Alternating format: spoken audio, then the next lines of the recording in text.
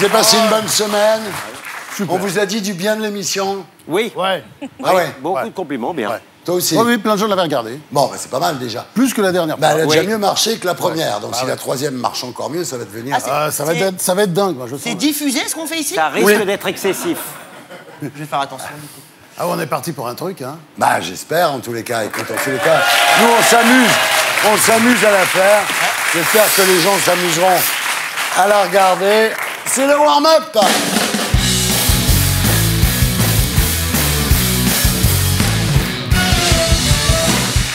Alors, Franz, vous avez vu que cette pauvre Liliane Bettencourt est morte, alors? Ouais, ben je l'ai bien connu. Ah bon? Enfin, pas comme François-Marie Bagné, hein. Ouais. Je l'ai connu.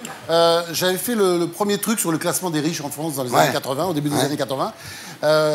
Comme je vérifie, contrairement à ce que fait souvent la presse, j'ai été allé voir André Bettencourt, qui m'avait vraiment pourri, qui m'écrit une lettre, si jamais je suis kidnappé, ce sera de votre faute, etc. Et puis bon, ça avait été assez dur. Bon, on avait fait, évidemment, le truc était sorti. Et quelques temps plus tard, genre quelques semaines, je vois Liliane Bettencourt qui vient vers moi, pimpante, etc. En fait, c'était une grande rigolote. Ah oui? Et moi, j'ai un dernier souvenir, de genre début des années ça se 2000. voit, hein. Non, mais attends, la vieillesse, c'est un naufrage. On verra ta gueule quand t'auras son âge. Ouais. Voilà. D'accord. Attends. L'antigénisme. C'était une femme tellement rigolote qu'au début des années 2000, elle m'avait dit, je me souviens très bien, mais j'étais un peu volage ou infidèle, disons entre deux divans. Ah ouais. Elle m'avait dit, continuez comme ça. Ben oui, mais je... Mais tu étais ou tu es toujours? Non, pas du tout. Je Non, suis il complètement pouvait, rangé il maintenant. pouvait, Ça fait des années... Non. Il a toujours dit ça. Ça fait presque 20 ans que je suis complètement rangé et fidèle, apôtre de la fidélité. Mais à Un l'époque, excellent. elle me prend comme ça, avec un petit air coquin, elle m'a dit « Ah, c'est bien, faut en profiter, on n'a qu'une vie, allez-y ». Ça, elle s'envoyait en l'air, C'était la ça. vieille, vous pensez? Oui, mais non, elle me proposait pas, il y avait une petite différence d'âge, mais bon, enfin, de toute façon... Elle aurait pas c'est- dit non. Mais en tout cas, c'est vrai qu'il ne faut pas garder l'image d'elle à la fin. À la Ouais. fin, c'est voilà, une longue agonie. Comme tout le monde. Exploitée par tout le monde. Ce qu'on va faire avec toi, on va pas garder l'image à la fin. On garde. Tu l'as cherché, hein. Ah, je l'ai cherché, je Tu l'as reconnais. cherché. Je Alors, reconnais. Franz, shoot semaine pour vous à la Provence, là, qu'est-ce qui se passe? Non, mais Vous avez attends, une motion me de- dites pas, vous croyez ce que vous lisez dans les journaux. Ah, mais non, pas du tout, ça, Attendez, l'histoire, rassurez-vous. elle est toute simple. À la Provence, bon, je bouscule un peu les trucs, les ventes d'ailleurs montent, hein, c'est clair, la baisse de vente est enrayée. Et il y a une motion qui est proposée par le SNJ, il y a 74 personnes qui votent, sur 188 journalistes. Évidemment, qu'est-ce qui se passe? 174, 188, ça fait pas la majorité, loin de là. Qu'est-ce qui se passe après? Mediapart manque, c'est comme Radio Paris autrefois. Ah non, non, Il vous pouvez pas dire ça, non, il non. titre en gros des aveux pour Gisbert. Bah oui, ça leur fait un titre, ces connards, mais ils n'ont pas vérifié. Il n'y a pas la majorité. il y a Edwige, pas si des tu me aveux. regardes, tu peux venir la semaine prochaine ici répondre à ce type-là. Eh oui. Et je l'attends de pied ferme. Alors, Jérém Star, les gens qui vous suivent un peu savent que vous êtes un fan absolu de Nolwenn Leroy. Oui. Vous l'adorez, Nolwenn. Ouais, bah c'est ma génération, hein. Je la suivais à l'époque de la Starac. Et à l'époque, j'attendais devant les hôtels en plein mois de décembre, congelé pour la rencontrer. Et oui, j'ai moi-même été une groupie. Ah ben voilà, oh Et voilà. Oh, quelle horreur! Ouais, t'étais quand même mieux coiffé à l'époque qu'aujourd'hui, quand même. Oh bah non, tu rigoles. C'est laquelle, Nolwenn? Non mais quelle horreur! Le nez rouge, on dirait un bisounours. Oh oui, Ah mais non, ça vous t'es va beau, là. très bien, Ça te donne Nero. un petit genre. Alors, vous l'avez rencontrée parce qu'elle était hier dans Salut les Terriens, vous en avez Ouais. profité pour la rencontrer. Exactement, j'ai été envahir sa loge pour lui pousser la chansonnette. Quelques chants bretons, j'entends le roux, le renois et la beurette. et c'était très rigolo. On regarde. L'émission est terminée. Ah, bonjour. Ça va? Ben ça va, ça on peut se faire la bise. Alors je suis ravie de venir dans ta loge, puisque depuis ma plus jeune enfance, je suis absolument fan. Ah non, mais alors moi, les chants bretons, je suis mais totalement fan. Hein. J'entends le roux, le renois et la beurette. Tu connais cette version? Mais je suis un peu jalouse de ne pas l'avoir trouvée avant. En fait. Bah écoute, je te la présente. Mais non, il faudra chanter en première partie là, sur la prochaine tournée. Oh non, n'exagérons pas, mais en tout cas, on pourrait se faire un petit duo. Mais oui, Alors lequel? j'entends le roux, le renard. Non, le renois et la beurette. Est-ce que tu es prête?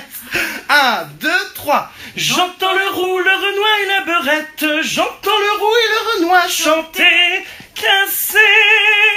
J'ai quand même du coffre, hein. Bravo. Ben voilà. Comme la sœur de Raquel, je suis prêt pour The Voice. Ah ouais. Vous avez entendu du bien de l'émission, Natacha? Ah, de l'émission, mais Ah bon? merveilleux. Non, mais Ah c'est ouais, vrai. ouais, non, mais les gens se pâment. Des femmes s'arrachent les vêtements en regardant François-Olivier Gisbert et Gilles-William Goldnadel. C'est terrible. Non, les gens aiment beaucoup l'émission. Ah ben moi, il y a Oui. des gens qui écrivent des thèses, Ah oui. qui a des articles longs et des grandes réflexions sur le fait notamment que je sois dans la même émission que Jérém Star. Ça hérisse le poil de certains Mais moi, vieux journalistes aigris et notamment de gens qui n'ont C'est pas une vu pathologie. l'émission.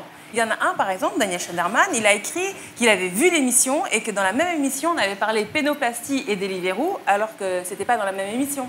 Oui, mais ça, c'est l'âge. On le connaît, Schneiderman. Vous ça va savez, mettre mais- tout. Là, vous découvrez Schneiderman parce que vous commencez la télévision. Nous, il y a 25 ans qu'on l'a sur le cul. Mais on vit très bien avec. Jérém Star, des commentaires sur l'émission? Ah bah alors oui, moi les gens sont surpris que je sois capable d'aligner 3 mots et d'avoir des raisonnements logiques. Donc c'est plutôt pas mal, voilà. Et vous, Absatou? Moi, cette semaine, j'ai fêté les 1 an de ma petite fille. Donc, Ah. honnêtement... Oh, il prend pas voilà. le continent. Mais oui, tu sais, c'est là qu'on se rend compte de ce qui est important dans la vie. On entend des horreurs sur les réseaux sociaux. Les gens se battent, les gens se haïssent. Mais vive l'amour, vive les mamans, vive les papas qui se lèvent. Voilà. C'était le warm-up. On se retrouve après la pub pour les terriens du dimanche.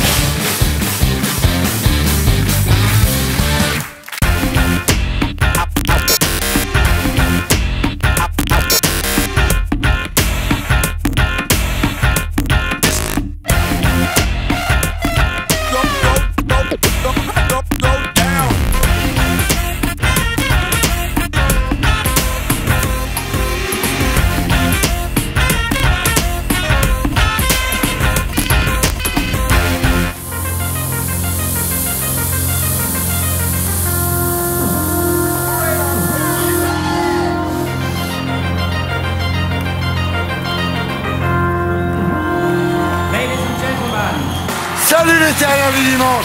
Avec nous ce soir, 7 super chroniqueurs. Il est végétarien, mais il dévore les politiques. C'est François-Olivier Gisbert. Bonsoir. Polonium, l'électron libre, c'est Natacha Polony. Pour détourner un avion, il faut être dedans, elle est là. Raquel Garrido. L'avocat qui se défend très bien lui-même, Gilles-William Goldnadel. À l'âge où tu demandais un peu d'argent de poche à tes parents, elle avait déjà créé sa boîte. C'est Absatoussi. Et maintenant, il faut le dire, non, Malignan n'est toujours pas viré. Il peut juste pas être avec nous ce soir. Donc c'est Mustapha El Atrassi qui fait le sniper. Le seul arabe à avoir fait rire les États-Unis depuis le 11 septembre, Mustapha El Atrassi. Il traite tout le monde de putaclic en assumant être une tête à claque. C'est Jérém Star. Les terriens du dimanche, c'est 7 super chroniqueurs qui vont analyser l'actualité politique et sociétale.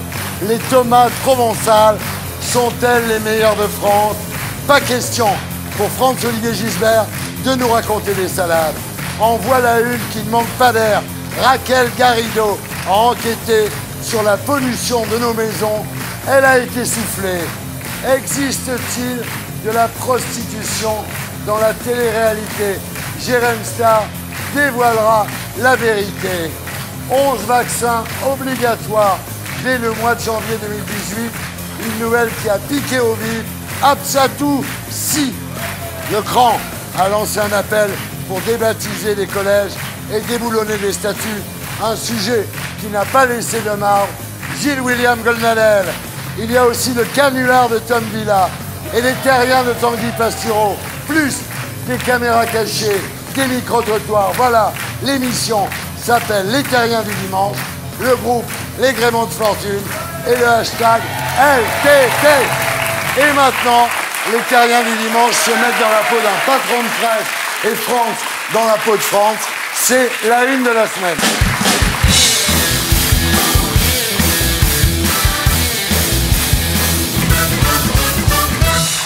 Alors Raquel, c'est quoi votre une cette semaine?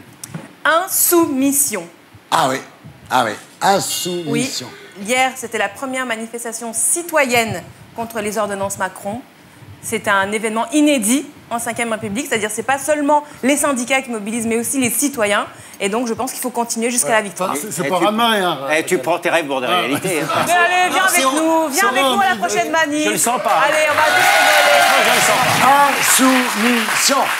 Alors, Franck, c'est quoi votre une de la semaine, vous? L'invasion de Méduse en Italie. Je trouve ça absolument génial. Ah oui.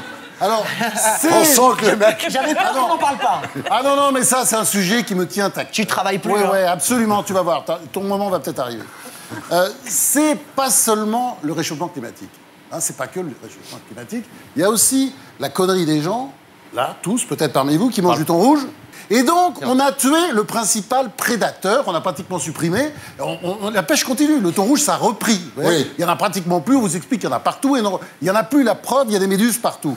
Donc, il y a une solution qui a été trouvée par un scientifique italien absolument génial. Faire fermer Il tous les dit- sushis. Non, il dit mangeons les méduses. Ah bah oui. Ce que font, Berk. ce que Les font Japonais. les Japonais. Très bon. Et c'est très Excellent. bon. Et c'est très bon. Vous savez, oui. la salade de méduses. Dès halal que vous la faites bouillir. Ah oui. Oui, Jellyfish. certainement. Dès que vous la faites bouillir, de toute façon, elle ne pique plus. non. Et puis vous pouvez la faire frire, vous pouvez la mettre en ragoût, vous pouvez la les griller. Japonais bouffent C'est très surtout bon. du thon rouge et leurs bateaux viennent Oui, dans oui, les eaux c'est chez nous, internationales c'est ça. de Mais enfin, Méditerranée. nous aussi. C'est nous d'une illégalité aussi, totale. Dans hein. tous les restaurants, il y a des connards qui mangent du thon rouge en se plaignant de l'invasion de méduses. Faut arrêter ces conneries. Faut faire l'inverse, donc bouffer des méduses en se plaignant de l'invasion de thon rouge, un peu.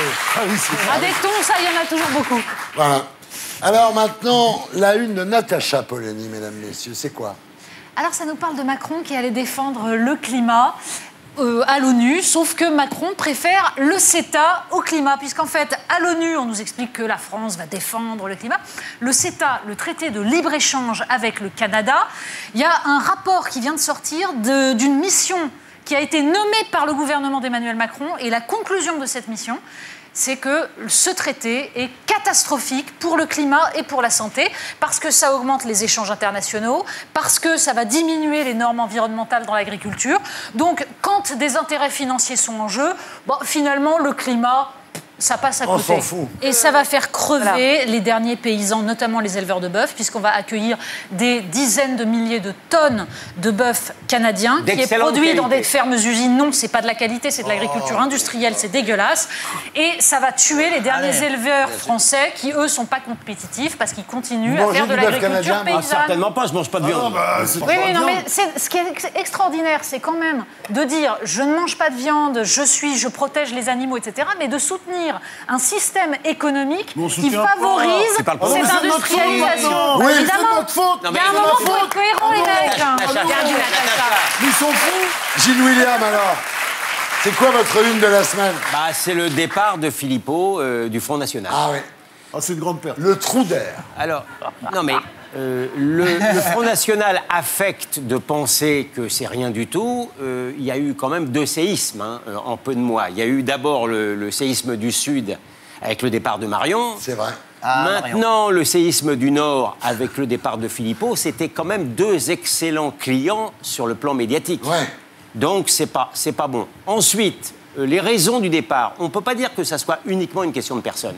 C'est vrai qu'il inspirait beaucoup de détestation à Oui. l'intérieur du parti, mais également, il y avait un vrai problème politique. Enfin, quand même, grâce à Philippot, elle a quand même doublé son score, Marine Le Pen, parce que Oui, là, elle mais va redescendre. hein. Je parle de la période électorale, je pense. Mais d'abord, Marine a partagé la même erreur que Philippot sur le fait de privilégier l'économie où ils ne sont pas excellents par rapport aux questions du terrorisme et de l'immigration qui angoissent les Français de manière réelle. Donc je pense qu'il porte en partie une responsabilité. Ensuite, ce qui me fait beaucoup sourire, c'est les hypocrites qui maintenant prononcent une oraison funèbre Ouais. sur Philippot, Oui, c'est vrai. qui était le dédiabolisateur du Front. Pardon, mais moi, Philippot, c'est pas ma came politique, mais c'est mon client. J'ai accepté de le défendre dans l'affaire quand le Qatar a porté plainte contre lui pour diffamation parce qu'il avait osé dire que le Qatar subventionnait le terrorisme.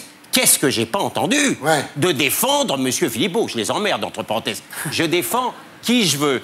Mais bon, voilà. Donc, le trou d'air, j'aime ça, votre une de la semaine. Alors moi, donc, j'ai choisi une couverture en rapport avec ce magnifique film 120 battements par minute qui m'a bouleversé, qui raconte donc le combat des militants d'ACT UP dans les années 90 pour la lutte contre le sida. Voilà, alors comme on le sait, il est passé à un chouïa de la Palme d'Or à Cannes.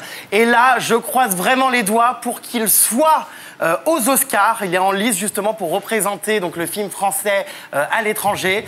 Je croise les doigts vraiment parce que c'est un film bouleversant. Je suis très investi dans cette cause puisque j'ai beaucoup de jeunes qui me suivent et j'ai remarqué que les jeunes aujourd'hui n'avaient plus peur du sida. Les jeunes pensent que ça ne sert à rien de se protéger, qu'on ne meurt plus du sida, qu'il y a la trithérapie.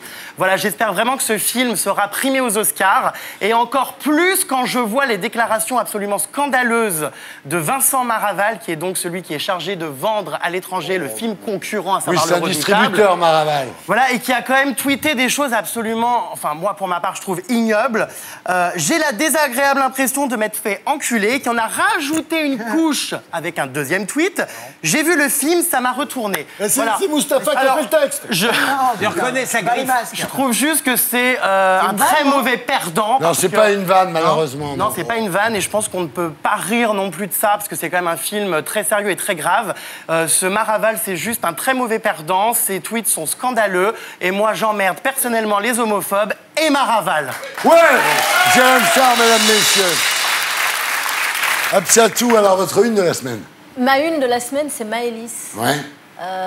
Redisparue. Parce que on en a entendu parler, on a tous été bouleversés par cette petite fille qui disparaît lors d'un mariage. J'ai l'impression que toutes les chaînes de télévision, tous les journaux que j'ouvrais parlaient de cette jeune Maëlys et puis on n'en entend plus parler. Donc je pense fort évidemment à sa famille qui doit continuer à être dans la détresse absolue, mais qui a regagné l'anonymat comme ça du jour au lendemain et qui, à mon avis, a besoin qu'on continue à la soutenir. On l'a tous soutenue quand c'est arrivé. Moi, en tout cas, j'ai envie de savoir où en est l'enquête, j'ai envie de savoir ce que devient malheureusement médias, Maëlys. ça, demandez, mais oui, regardez-le, mais je trouve il que est c'est là, le grave responsable. parce qu'on est dans une société de zapping. Encore, c'est ma faute? Oui, Mustapha. Alors moi, ma une de la semaine, elle est simple. C'est le foot. Cavani et Neymar qui se battent pour savoir qui va tirer le penalty. Oui, bien sûr. Ça, c'est compliqué, tout le monde en parle. Ça donne pas un signal très bon pour les jeunes. Moi, les gens qui écrasent les autres pour avoir un poste, ça me dégoûte. Et j'embrasse Mathieu Madénian.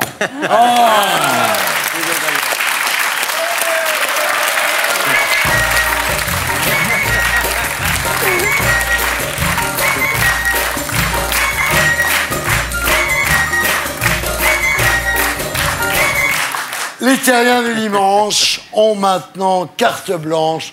On passe en zone libre.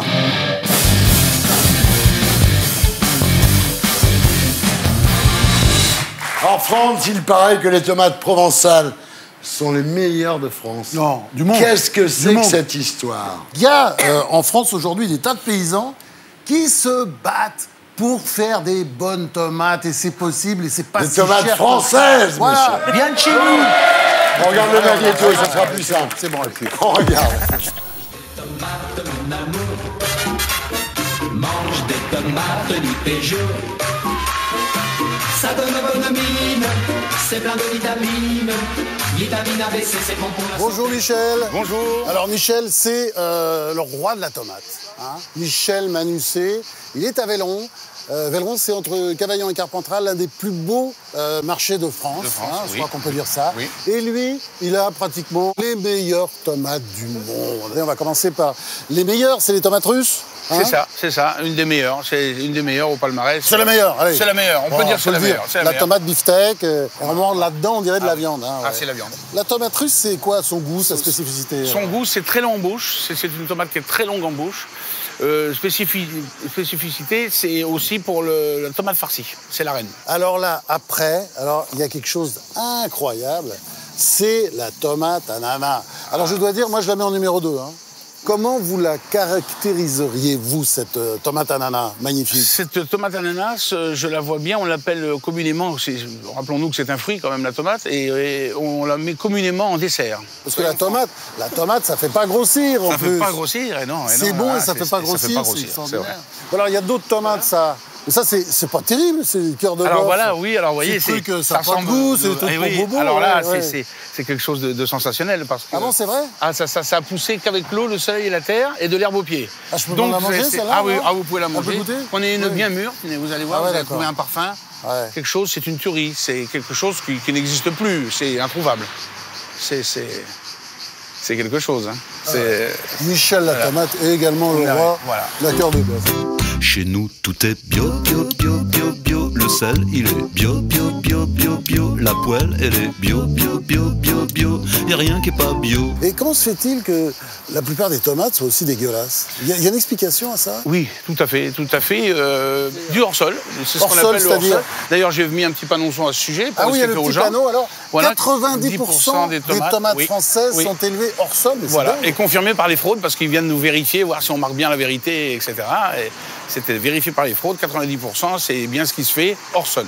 Alors, il y a un truc atroce, c'est que les tomates de Michel la tomate, en fait, on ne peut pas les transporter parce qu'en fait, elles coulent, elles se... C'est difficile, c'est pas Il y a des règles d'hygiène qui ne sont pas un petit peu poussées, oui, alors là, ça pourrait rentrer là, alors là, entre les graines et les règles d'hygiène. Dès qu'elle cogne, en fait, c'est ça, elle coule. Oui, bah, elle coule un peu, alors, elle est fragile. Nos autorités de l'hygiène disent « Oh bah non, c'est impossible, remballez-moi tout ça ». Alors, pour faire ces tomates, il y a un secret. Oui. Hein, c'est la course à la graine. Trouver les bonnes graines. Alors, comment vous faites? Il y a des vols de graines, d'ailleurs. J'en sélectionne, oui, et certaines, je refais les graines moi-même. Alors, c'est interdit, hein, depuis, qu'une grande... Pourquoi c'est interdit? Ah bah parce qu'une grosse société, une multinationale a décidé... Comment? Monsanto, disons-le. Ah oui, ils ont décidé que... Ah, ils ont décidé qu'il ne fallait plus reproduire les graines, qu'ils voudraient le monopole de l'hybride, et comme ça, si un jour il y a quelque chose, eh ben, ils auront tout. Alors, Michel la tomate de Vallon, dites-moi, on est sur un marché ou dans un magasin, on veut acheter une bonne tomate. C'est quoi le secret? La maturité. La maturité. La couleur un peu rouge de la tomate, seulement elle est ananas, par exemple. C'est pour ça qu'elle est chère, parce qu'on en perd, parce qu'on les laisse mûrir. Ah, vous en perdez beaucoup? Naturellement. Cette année, on a eu une invasion de petits mulots qui nous mangeaient toutes nos tomates, parce qu'elles sont dehors, sous des cyprès à l'ombre. Elles mûrissent naturellement. Mes parents sont bio, bio, bio, bio, bio. N'achètent que du bio, bio, bio, bio, bio. Ne parlent que de bio, bio, bio, bio, bio. Ne prient que pour bio. Qu'est-ce que vous avez envie de dire aux Français, là, Michel, la tomate? Si vous vous adressez aux Français... Je dis aux gens, arrêtez de bouffer de la merde sous prétexte que c'est pas cher. Mangez moins. Vous pouvez répéter, là, avec un peu de... Arrêtez, je veux faire des Jean-Pierre Coff. Je veux faire des Jean-Pierre Coff. Voilà, arrêtez de bouffer de la merde. Mangez les tomates de Michel. Mettez un peu plus d'argent et mangez correctement. Et les autres, oui, parce qu'il y a plein de bons produits. Il y a plein de bonnes tomates, il y a plein de bonnes choses sur ce marché et sur les autres marchés. Et d'autres marchés, bien sûr. Je vous embrasse. Avec plaisir. Je vous souhaite tellement bien, Michel. Donc, Franz-Olivier Gisbert, qui a interviewé tous les présidents, qui a dirigé les plus grands journaux de France, vous vous reconvertissez maintenant dans la tomate. Depuis toujours, mais j'en connais plein comme ça. Il y en a plein. J'en ai pris il y en a un comme ça, mais il y en a plein d'autres. C'est la première fois que je vois Natacha Polony vous regarder avec des yeux énamourés. Oui, faut en profiter. Profitez-en. Je vais en profiter, oui, ça n'a peut-être pas duré. Mais en tout cas, je suis passionné par ces tomates. Pourquoi? Vous allez goûter. Il y a les rouges, donc c'est les tomates russes, qu'on appelle beefsteak. Elles ont une particularité, c'est que quand la saison est bonne, ce qui n'était pas le cas cette année, parce qu'il y a eu une horrible canicule. Donc, vous voyez, ces tomates, elles sont les tomates russes beefsteak, mais elles giclent énormément. 1 kilo, c'est pour ça qu'elles ne sont pas transportables. T'as vu? La plupart font 1 kilo. Ils sont en train de se goinfrer de tomates. Il faut les payer un jour. Moi, je veux dire. Et vous savez, hyper bon. ça sent le soleil, ça sent l'amour, ça sent le bonheur. Raquel, c'est bon. Voilà. Ça coule énormément. Il y a un sujet essentiel dans son reportage. On a un peu C'est Monsanto. Personne n'y fait attention. C'est pas seulement Monsanto, c'est les semences. En France, il y a un système. Alors là, pour le coup, il est soviétique. C'est-à-dire qu'il y a un truc qui s'appelle le catalogue, et les graines qui sont au catalogue, vous avez le droit de les commercialiser et de commercialiser les fruits et les légumes qui sont produits à partir de ces graines. Mais les paysans, depuis la nuit des temps, ils font leurs propres semences. Ils récupèrent, ils sélectionnent. Eh bien, c'est interdit maintenant. Ça, c'est dingue. Ils n'ont plus le droit d'utiliser les fruits et les légumes issus de leurs propres semences. Mais qu'est-ce qu'il faut faire contre ça, alors? Eh bien, là, il y a Comment vous me le dites, j'en parle à Raquel Garrido, et demain, il y a une manif. Cette semaine... Ce serait mieux que la manif contre les lois. Mais d'ailleurs, qu'est-ce qu'il faut faire? D'ailleurs, la manif d'hier parlait de ça. Cette semaine, les supermarchés Carrefour, qui sont pourtant, je veux dire, ils nous ont vendu de la merde pendant des années, viennent de décider qu'ils allaient commercialiser des produits agricoles issus de ces graines interdites. Ils se sont associés avec des paysans bretons. Libérez les tomates! Libérez les tomates! Libérez. Merci, France!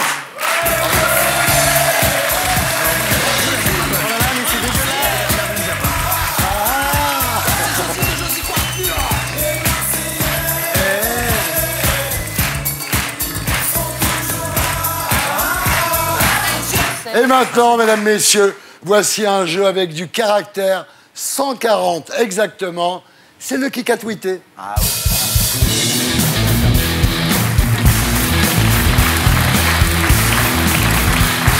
Qui est l'auteur de ce tweet? Je sors du film Ça. Maintenant, j'ai peur des intermittents du spectacle. C'est drôle. Je me souviens pas avoir... Antoine Decaune. Ouais, ça pourrait. C'est un genre là? Denisot? Non. C'est un YouTuber. Normal? Non. Cyprien? Ouais, Cyprien. Tu connais ça? Pas du tout. C'est le film qui nous a tous fait peur, en tout cas moi, ma génération. Il avait des dents jaunes et il disait « Viens avec moi, en bas, il y a des ballons de toutes les couleurs et ils flottent tous. » Ah, moi, L'Oscar pour un tatou. Déjà terrorisé. Qui a tweeté « J'ai une belle maîtrise de la langue de Shakespeare. Cela fait de moi un artiste international. » Julien Doré. Kinvey? Non. Non. Enrico Macias. Non. C'est un jeune chanteur? Plus Non, un vieux chanteur antillais. Francky Vincent. Francky Vincent.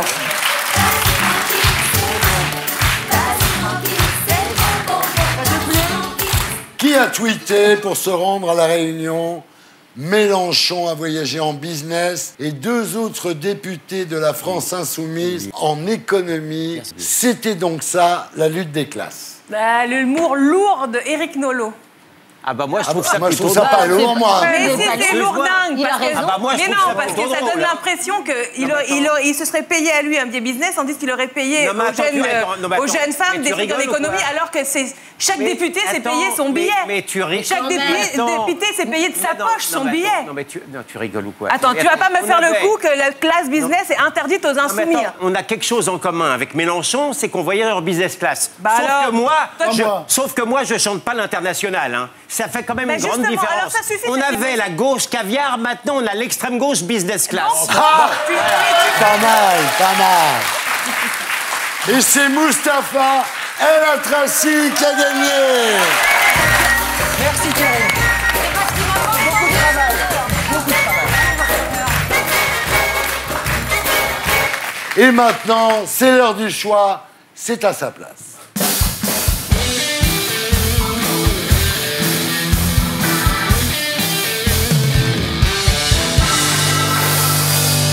Et cette semaine, nos amis chroniqueurs se mettent à la place de Marlène Schiappa. La secrétaire d'État chargée de l'égalité entre les hommes et les femmes a mis en place un groupe de travail.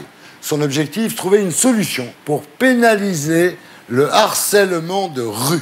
Alors à la place de Marlène Schiappa, est-ce que vous verbaliseriez les hommes qui draguent lourdement les femmes dans la rue? Gilles-William Goldnadel. Ah, certainement pas. J'ai même écrit un article d'humeur dans le Figaro pour me désénerver sur le sujet. Ah ouais? Premièrement, la justice est déjà complètement paralysée. Oui. Donc les flics et les juges ont autre chose quand même à faire que de verbaliser sur la drague lourde. Deuxièmement, je constate que Mme Schiappa est moins quand même énervée par les femmes qui se font ploter ou violenter à la chapelle plutôt que la drague lourde. Ça fait une deuxième raison L'un d'énervement. n'empêche pas l'autre. Troisièmement, elle est secrétaire d'État à l'égalité des femmes et des hommes. Et je constate que le seul scénario, c'est un homme qui demande avec insistance son numéro de téléphone aux femmes. Il arrive. Non, mais- mais il arrive. William a été Il harcelé arrive. par des femmes. Bah écoutez. Tous les jours. Ça fait déjà 3 semaines Attends, t'as que vu mes son 2 physique voisins aussi. me réclament avec insistance mon numéro de téléphone. Et je refuse gentiment. Bon, Absatou. D'abord, il faudrait, franchement, que tu lâches la grappe à Mme Schiappa. J'ai regardé tes tweets. Ah oui. Tu passes ton temps à t'acharner sur Oui, cette oui, femme. oui, oui. La deuxième chose, Allez. c'est que la drague lourde, c'est ultra pénible. Je crois que quand t'es pas concerné, que t'es un homme et que tu te pavanes dans la rue, ça pose pas de problème. non, on est Maintenant, souvent- on est attends, souvent quand c'est une harcelés. attends, si c'était ta fille, ta cousine, ta mère Oui. ou ta femme, Oui. à un moment, ça te saoulerait d'entendre des bruits de chiens pour appeler là les en femmes. faire une Attends, contravention. Attendez, des bruits de chiens. De Mais là- attends, l'injure est interdite. T'es D'accord. avocat, tu devrais Eh ben, le savoir. l'injure, il n'y a aucun Attends, problème. non, on n'a pas le droit L'injure, d'insulter. il n'y a aucun problème. On a le droit d'insulter les gens. C'est nouveau. Un Mais il y a avocat pas nous de... dit ça. C'est pas le scénario de Mme Schiappa. Non, mais attends, Mme si. Schiappa, un type réclame 2 fois le numéro de téléphone Non, à une nana. Ouais. C'est une crois- non, mais contravention. attends. Attendez, Natacha. C'est Natacha. inacceptable d'entendre Ouais, ça. ouais. C'est inacceptable. Première première chose, moi, quand dans la rue, et ça m'est déjà arrivé, il y a un mec qui m'a sorti « Ouais, mademoiselle, vous êtes grave ravissante ». Eh bien, j'adore. Il y a un mec qui m'a sorti. Non, mais très bien, c'est génial. Mais c'est pas ça la drague lourde. Je serais désespérée que, sous prétexte qu'on s'acharne là-dessus, ça n'existe plus parce que ça fait partie du bonheur de l'existence. Mais je crois que je m'arrête. Deuxième chose. Bravo à ça. Bravo, je dis bravo à ça. Il y a un journaliste du Figaro, Guillaume Perrault, qui a posé cette petite colle. Est-ce que Marlène Schiappa aurait verbalisé un jeune homme qui a poursuivi une jeune fille qu'il avait croisée au cinéma, qui la revoit 2 semaines plus tard sur le boulevard Saint-Michel, qui lui reparle, etc. Bon, ils finissent par se marier, c'était Georges et Claude Pompidou. Non mais arrête, tu vis dans le monde des bisounours là. Comment tu établis la différence entre le jeune homme qui va avec insistance draguer et celui qui est lourd? C'est à la femme individuellement de l'établir et de lui dire « Je vais tu vas me lâcher ». Une jeune femme apeurée dans le RER à qui un homme très imposant, réclame à 2 reprises son téléphone portable, apeurée, elle va le donner. Dans les transports... Mais il y a des femmes qui sont harcelées, bien entendu. D'abord, parce que les mots ont un sens, il faut qu'on arrête d'appeler ça drague lourde. Ça s'appelle du harcèlement de rue. Oui, du sexisme. C'est pas la même chose. La drague n'est pas interdite, elle ne l'a jamais été, elle ne le sera jamais. Donc il faut éduquer les femmes, il faut éduquer les hommes, il faut éduquer la société. C'est-à-dire, si dans le métro, effectivement, tu vois qu'il y a une jeune femme qui est en danger, entre guillemets, parce qu'elle est comme ça, sous pression, il y a des techniques, tu vas, tu lui parles comme si c'était ta copine, tu dis « Ah, salut, ça va ?» etc. Tu la libères voilà. Moi, je sais même pas pourquoi on se pose la question. Il y en a ras-le-bol que les femmes ne puissent pas évoluer dans un environnement public sans être emmerdées. En entendant certains d'entre vous, parce que quelle société voulez-vous qu'on fasse? Et la judiciarisation de la société. C'est-à-dire demain, on va être obligé de se balader partout avec un avocat. Parce qu'on n'a pas dit, on a dit le mot qu'il fallait pas, juste un détail, etc. Donc moi, je pense que là-dessus, c'est vrai que Raquel a dit le bon mot, c'est-à-dire éducation. Éducation, c'est-à-dire à l'école, on devait prendre les gens sur le tri sélectif, l'éducation, comment on parle aux autres, etc. Donc, mais je trouve, de là, mettre des flics partout pour... enfin, ils ont autre chose à faire. Ils ont autre chose à faire dans cette société. Ils ont autre chose à faire. Il n'y aura pas c'est par l'éducation, c'est pas par la verbalisation, enfin. Et c'est par l'éducation. Et maintenant, on passe à la preuve par l'image.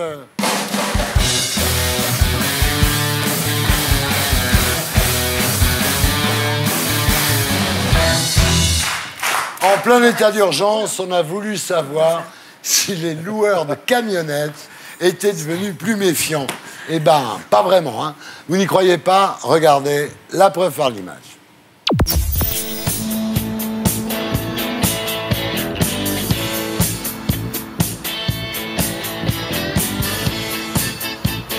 Bonjour. En fait, j'aurais voulu avoir 2-3 renseignements. Il me faudrait une camionnette utilitaire.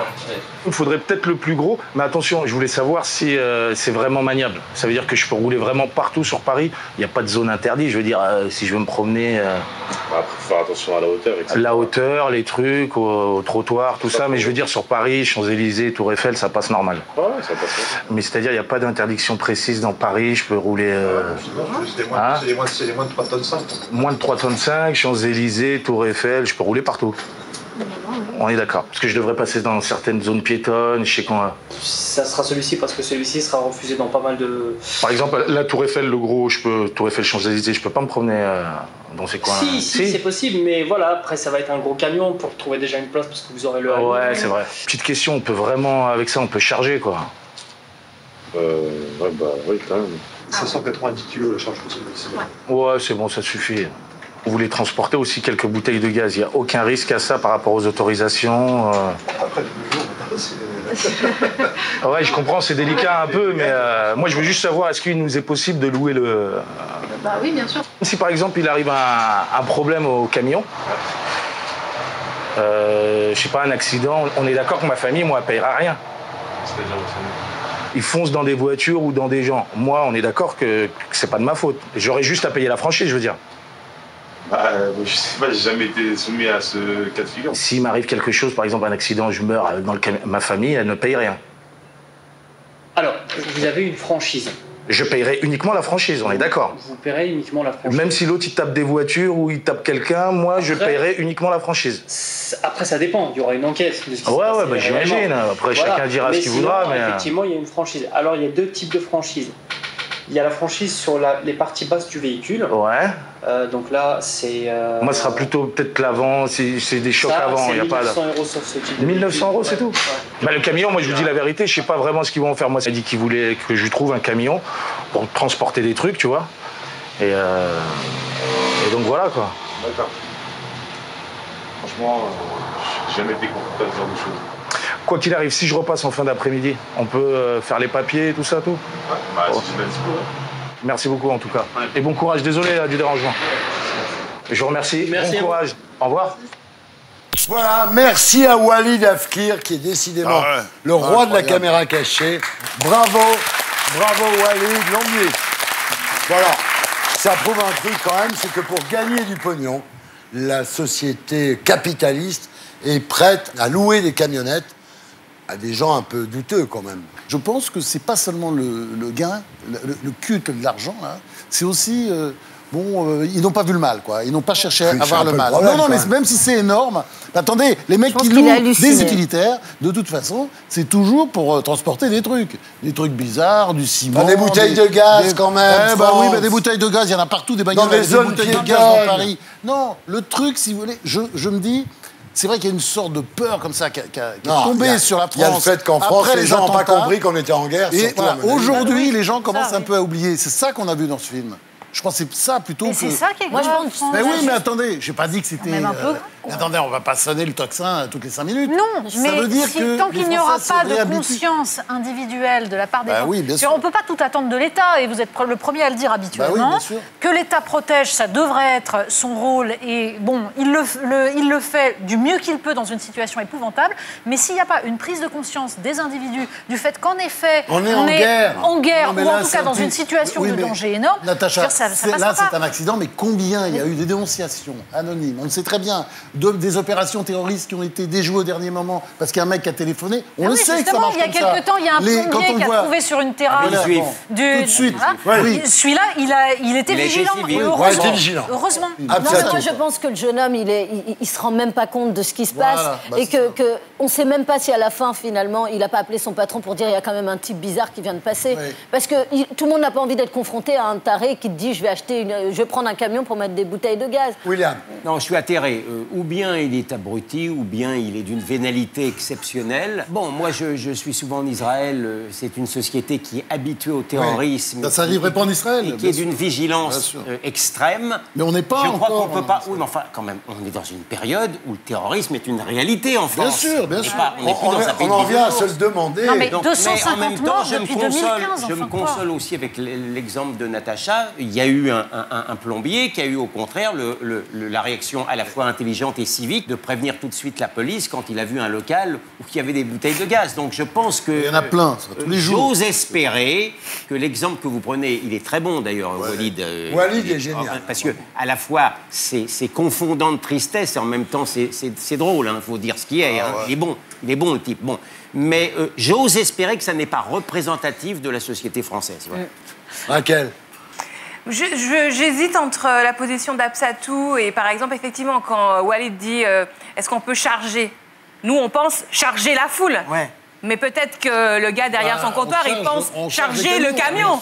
Bon, donc il y a des mots comme ça qui, effectivement, comment dire, soit on fraternise, y compris avec ceux dont on nous dit ce sont nos ennemis de l'intérieur, et là je parle des musulmans. Spécifiquement. Personne ne dit que ce sont les ennemis de l'intérieur. Il y en a qui le disent. Personne ne dit que ce sont les ennemis de l'intérieur. Si, il y en a qui le disent. Personne ne dit ça. Ça vous a peut-être échappé, William. Il y en a qui le disent. Qui le disent avec beaucoup de lourdeur. Soit on attend le deuxième, soit à l'inverse, des islamistes, on se vise personnellement comme un agent de la fraternisation. Donc c'est-à-dire que si on a peur, il faut surmonter cette peur. Si on a une détestation, si on a un racisme, on le surmonte et on se fraternise. Que de faire attention à savoir s'il y a un mec qui essaye de louer une camionnette. Non, la vigilance. Je ne vois pas comment on peut passer la vigilance citoyenne au racisme. Excusez-moi. En France, on dit, c'est formidable, on continue à vivre comme avant. C'est important. Bah oui, ben non. Non, mais vous n'êtes désolé. pas d'accord. Si mais la moi- seule mais moi, je réponse pense au que- terrorisme, c'est d'allumer les petites encore bougies du monde sur les terrasses. Et de dire Non, même parce pas que- peur. non, Ben voilà. Il y a du monde dans les restaurants, il y a du monde Mais dans la les terrasses. réponse on n'est peut pas aller en même pas terrasse. peur. Chérie, quand vous, même. c'est ce que vous pensez. Mais moi, je pense à l'inverse, que distiller et instiller la peur dans la société, Ça fait c'est partie de un leur terreau pour la violence, c'est un terreau pour les réactions. Ensuite, voilà. Mais la qui sont vigilance, pas c'est justes. pas la peur. Voilà, donc c'est pas la même chose, la vigilance que la peur. Tombons d'accord là-dessus. Eh Là, vous êtes d'accord, c'est un coup. Voilà, c'était la peur des terriens du dimanche. On se retrouve après la pub avec le Tom Cole, le Tom Villa, la zone libre de Raquel Garrido, pollution, l'air de nos maisons très contaminé, et la zone libre de Jérém Star, la prostitution dans la télé-réalité. À tout de suite.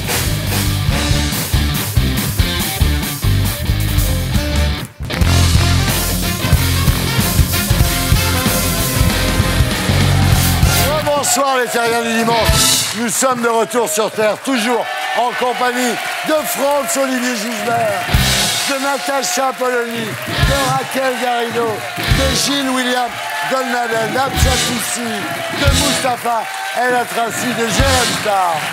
Et maintenant, voici le canular de Tom Villa. Ça s'appelle le Tom Cole. Ouais!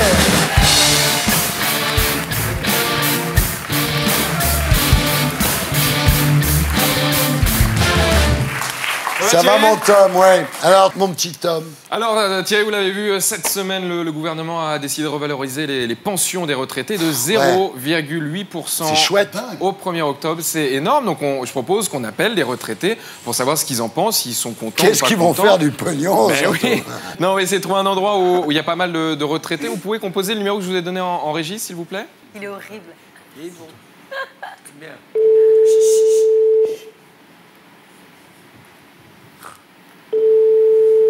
Il est mort. On a appelé chez Liliane Bettencourt. Bon, un autre numéro. Donc la personne se lève. Celui-là est mort. Le Ok. temps d'arriver au téléphone. C'est pas grave, c'est pas grave. On appelle, D'accord, d'accord. on appelle le deuxième numéro pour voir s'il y a des personnes âgées là-bas, peut-être.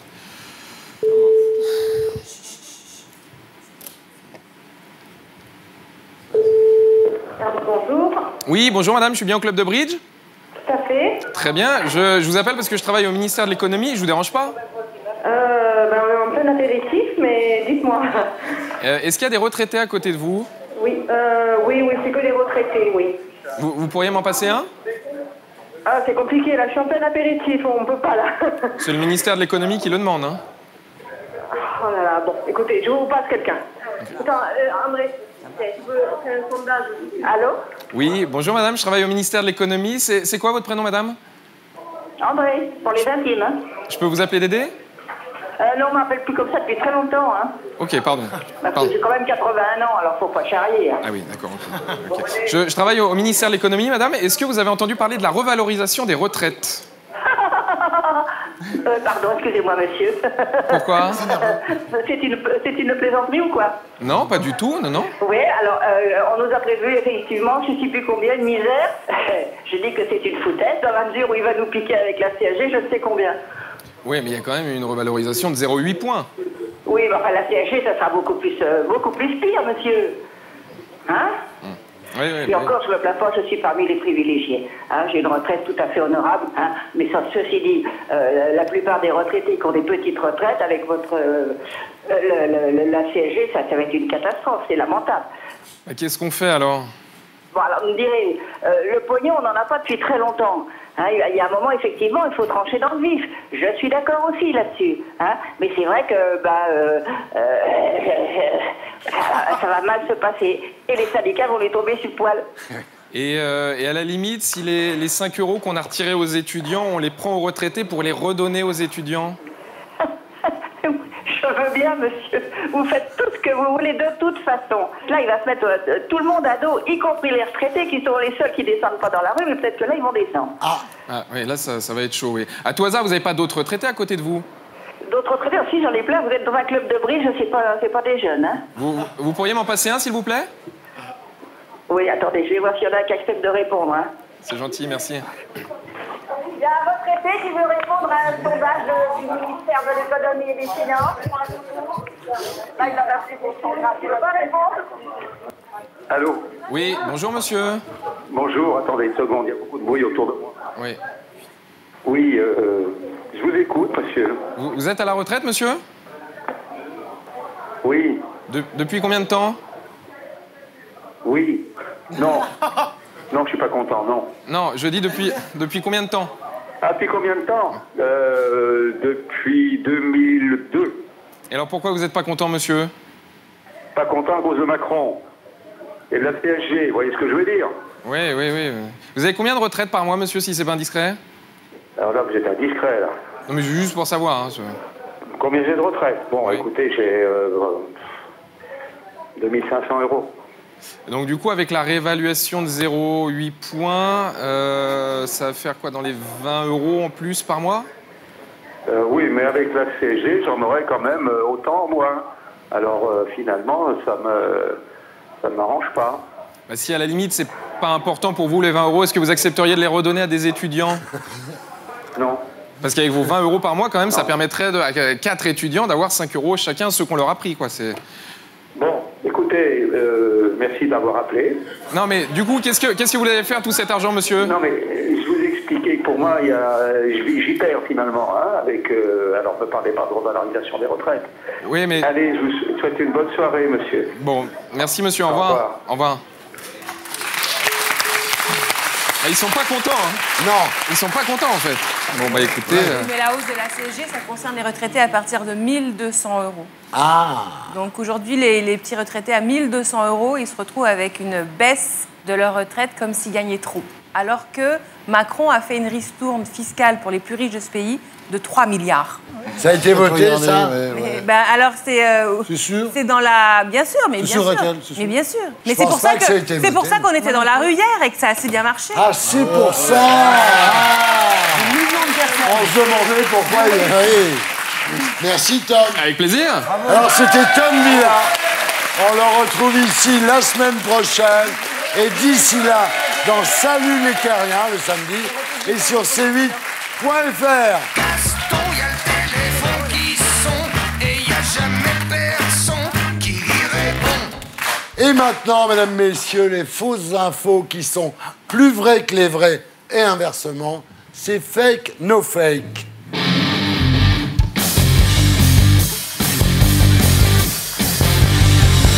Le sujet de ce soir, pour améliorer la qualité du lait, des vaches seraient nourries grâce à un hublot percé sur leur flanc. Quoi? Fake, no fake. Comment ça? On regarde. Ok. Voici ce qu'on appelle une vache hublot. Sur son flanc, un trou de 15 cm pour accéder directement à l'estomac. L'objectif de ces fermiers suisses, observer la digestion de la vache pour lui faire produire plus de lait. On met des sachets nylon contenant l'aliment qui nous intéresse à étudier. On les met pour 2, 4, 8, 16, 24 et 48 heures en incubation. Avec une meilleure alimentation vient un meilleur lait. La pratique paraît barbare, mais elle ne ferait pas souffrir la vache. Donc une vache, si elle a un problème, elle va faire un signe. Donc là, on voit qu'il n'y a aucune pression, il n'y a aucune douleur. On ouvre l'abdomen et la partie de la panse qui est juste là. On n'a pas du tout d'indication qu'après la cicatrisation, disons 2 semaines après l'opération, qu'il y a encore des séquelles. Cette expérience suisse est également menée en France par l'INRA. Autre avantage, en digérant mieux, les animaux dégageraient moins de gaz à effet de serre.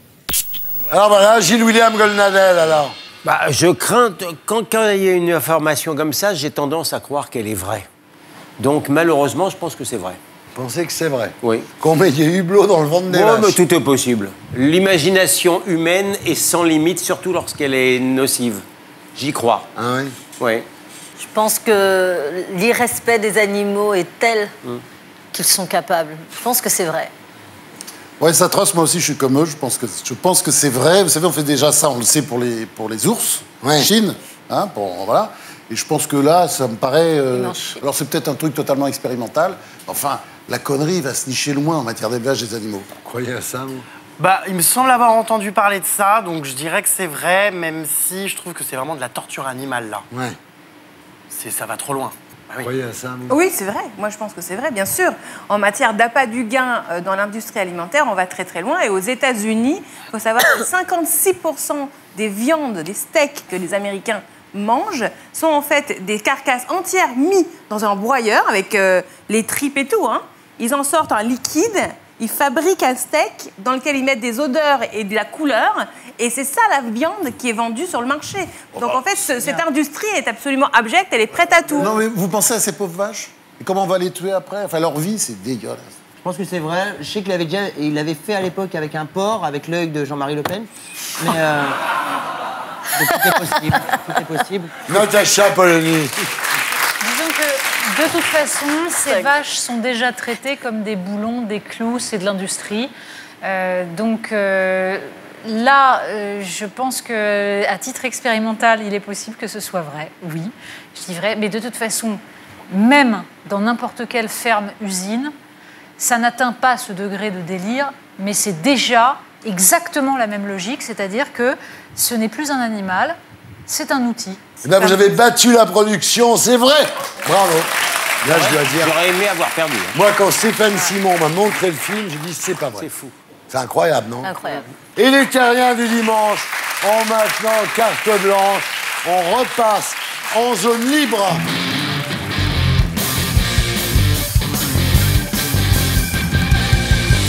En voilà une qui ne manque pas d'air. Raquel Garrido a enquêté sur la pollution de nos maisons et elle a été soufflée. On regarde.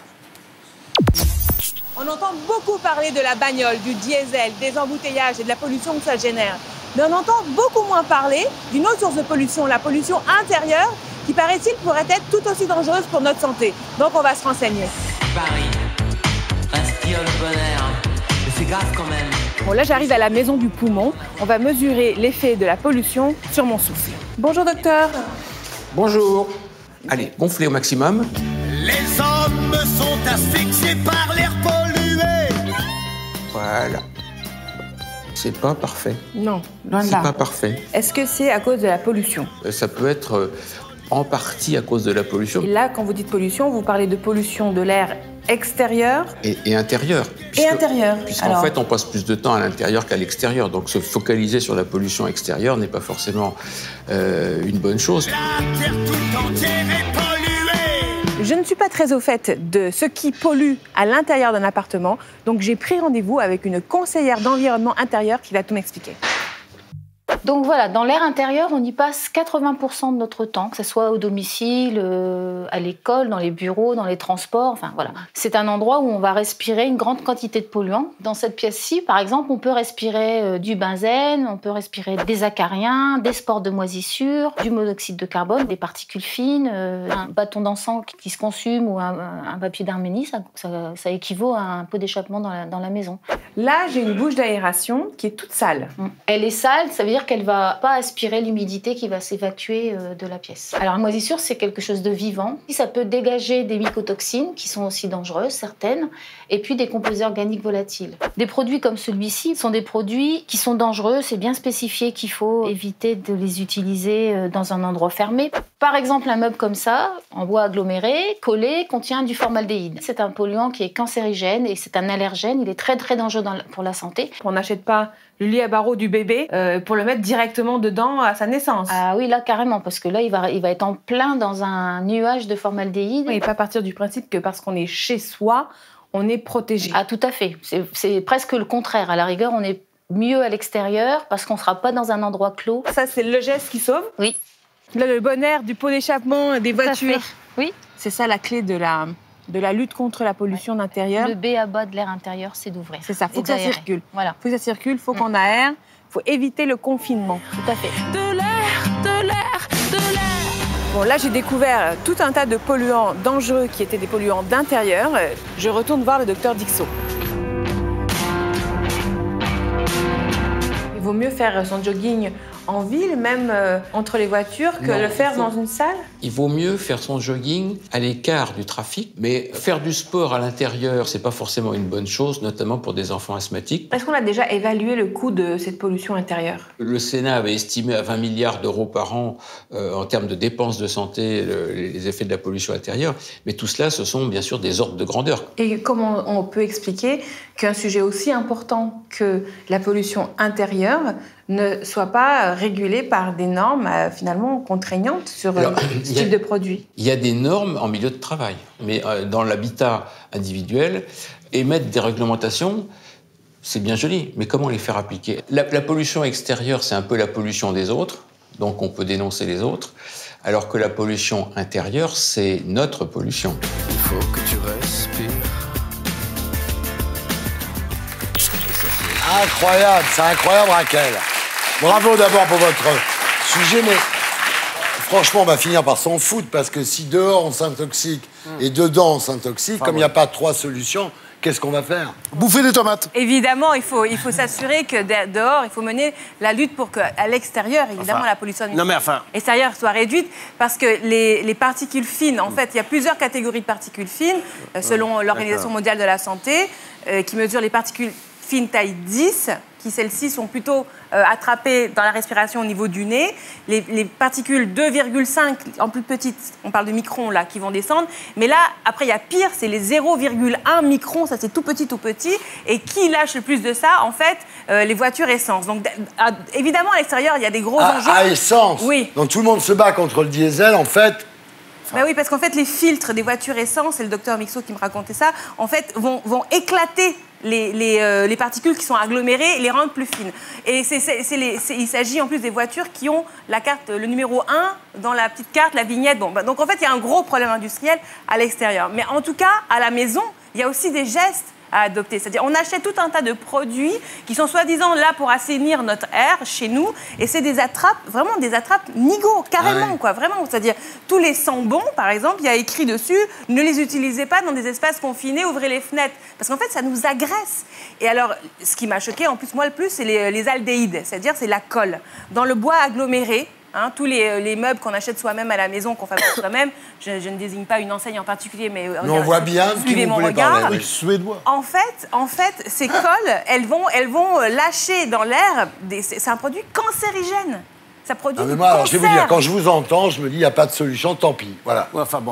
Non. Non, là, on peut laver. Mais qu'est-ce qu'il faut faire, D'abord, alors savon noir, vinaigre. Déjà, savon noir, vinaigre. Bah oui, déjà. dans un Pour premier temps. commencer. La raison. William, alors, Qu'est-ce qu'on fait? Ce que je crois comprendre de ce reportage intéressant, c'est que la pollution domestique est plus importante que la pollution Non, elle est automobile. différente. Elle n'est pas plus importante. Alors, elle est différente. Non, mais quand Mais elle je est vois importante. Madame Hidalgo pourrir la vie des Parisiens, hein, parce que finalement, on taxe les beaufs méprisables qui viennent de banlieue, j'ai l'impression qu'on devrait davantage s'occuper de la pollution domestique. Non, mais l'un n'empêche pas l'autre, je l'ai dit.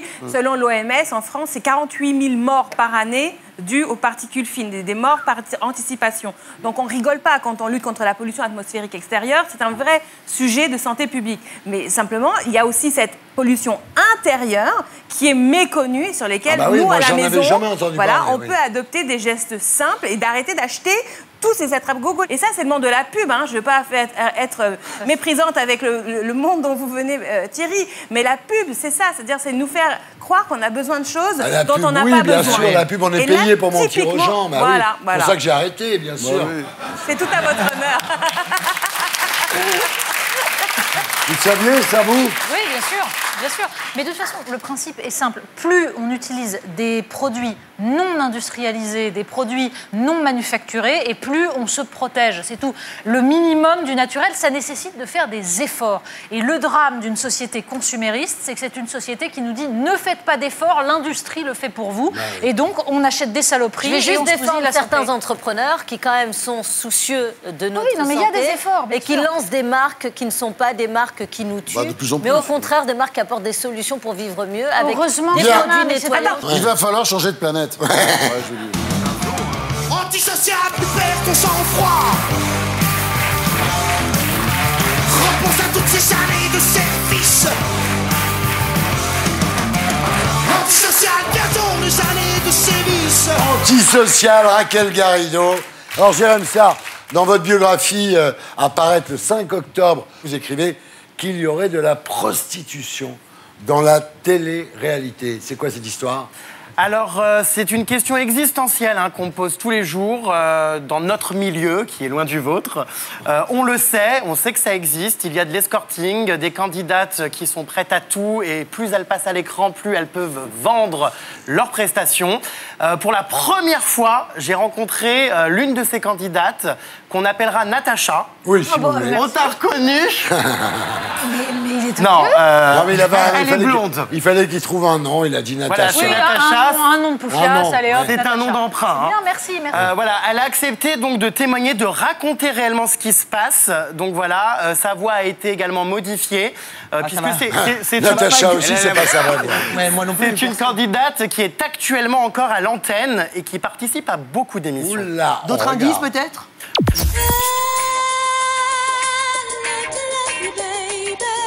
Alors bonjour Natacha. Bonjour. Vous avez accepté de répondre à mes questions à propos d'un sujet assez tabou, la prostitution et l'escorting dans le milieu de la télé-réalité. J'ai participé à plusieurs programmes, je les ai un peu enchaînés. Vous recevez un jour un message d'une autre candidate de télé-réalité qui vous propose effectivement un nouveau travail. C'est une fille de télé-réalité avec qui j'ai fait des programmes, avec qui j'ai déjà travaillé auparavant, qui m'envoie un message disant « Natacha, envoie-moi des photos de toi en maillot de bain pour un édito à Dubaï. » Job que j'ai eu. On m'envoie dans une maison, un espèce de harem avec que des filles en maillot de bain, d'autres nues. Il y a un homme qui arrive et puis les filles se livrent à des actes sexuels, à des fellations, dansent nues sur lui. Lui, il passe de fille en fille. Qu'est-ce que vous faites? Vous restez quand même dans la piscine à nager et à l'allumer ou vous partez? Alors, on ne pouvait pas partir. On se demande ce qui va se passer. Est-ce qu'il va pas se passer quelque chose de plus grave? Est-ce qu'on va nous forcer à faire quelque chose? Donc oui, ça fait peur, quoi. Malgré le fait que vous ayez refusé donc les avances de ce riche homme, est-ce que vous avez tout de même été payé? Moi, on m'a proposé 15 000 € donc, pour la semaine là-bas. J'aurais pu être payée plus, je pense, si j'avais fait autre chose. Et ça me choque de voir des collègues, en fait, des filles avec qui j'ai partagé des tournages, se livrer à ce genre de pratiques. Elles s'adonnent même à la scatophilie. C'est-à-dire que pour une somme encore plus élevée, elles vont jusqu'à se faire déféquer au visage. Ça se passe où? Ça a lieu dans la villa, en fait, dans la salle de bain de la villa. Donc, en fait, je les vois revenir, elles ont pris leur douche, les cheveux mouillés, puis finalement, sans tabou, elles en parlent ouvertement. Qui sont ces candidates? Alors, il y a 3 candidates, c'est... et... Ce sont 3 filles qui sont des marathoniennes de la télé-réalité. C'est quand même hallucinant de tels témoignages. Des anecdotes comme ça, je pourrais en raconter plein. Je suis partie à Casablanca. On arrive sur le lieu de l'événement avec la candidate avec qui j'étais partie. Et en ouvrant la porte, on tombe sur une partouze en fait. J'ai compris que j'avais mis les pieds dans un réseau de prostitution. Il y a la mère Macrel, donc cette candidate, ça fait déjà plusieurs années qu'elle travaille dans ce milieu-là. Et elle recrute dès qu'il y a une petite arrivante, une nouvelle recrue de télé-réalité plutôt sexy. Elle la recrute pour la vendre et pour prendre des coms sur elle, en fait, des commissions. J'ai l'impression que la télé-réalité est devenue un grand catalogue de prostituées. Bah, c'est tout à fait ça, dans le sens où il y a quelqu'un qui va voir telle fille à la télé, il va la trouver sexy, il va avoir envie de se la faire. Et du coup, il va demander à la voir. Combien il y a de candidates environ qui se livrent à ça actuellement? Enfin, c'est de plus en plus en fait. Moi je dirais 1 sur 10. Certaines même font de la télé-réalité pour se vendre plus cher parce qu'elles sont déjà prostituées de base. Oui. Et puis il y en a. Ça devient une vitrine pour se vendre. Tout à fait. Les prix augmentent. Tu es sollicité par plus de monde, tu as plus de popularité, donc on t'appelle. Je comprends que ça puisse faire rêver les jeunes de voir les réseaux sociaux de ces candidates, les coupes de champagne, les jets privés, les hôtels de luxe. Mais il y a un prix à payer en fait. C'est qu'elles se prostituent. Eh ben voilà. Natacha, merci de votre témoignage. On la reconnaît bien, hein. On l'a pas reconnue, J'ai non? reconnu les jambes. Ah non. Ah, t'as reconnu les jambes, quand même. Oui. Mais comment on peut accepter de se faire déféquer au visage pour 15 000 €, quoi? Pour 30 000.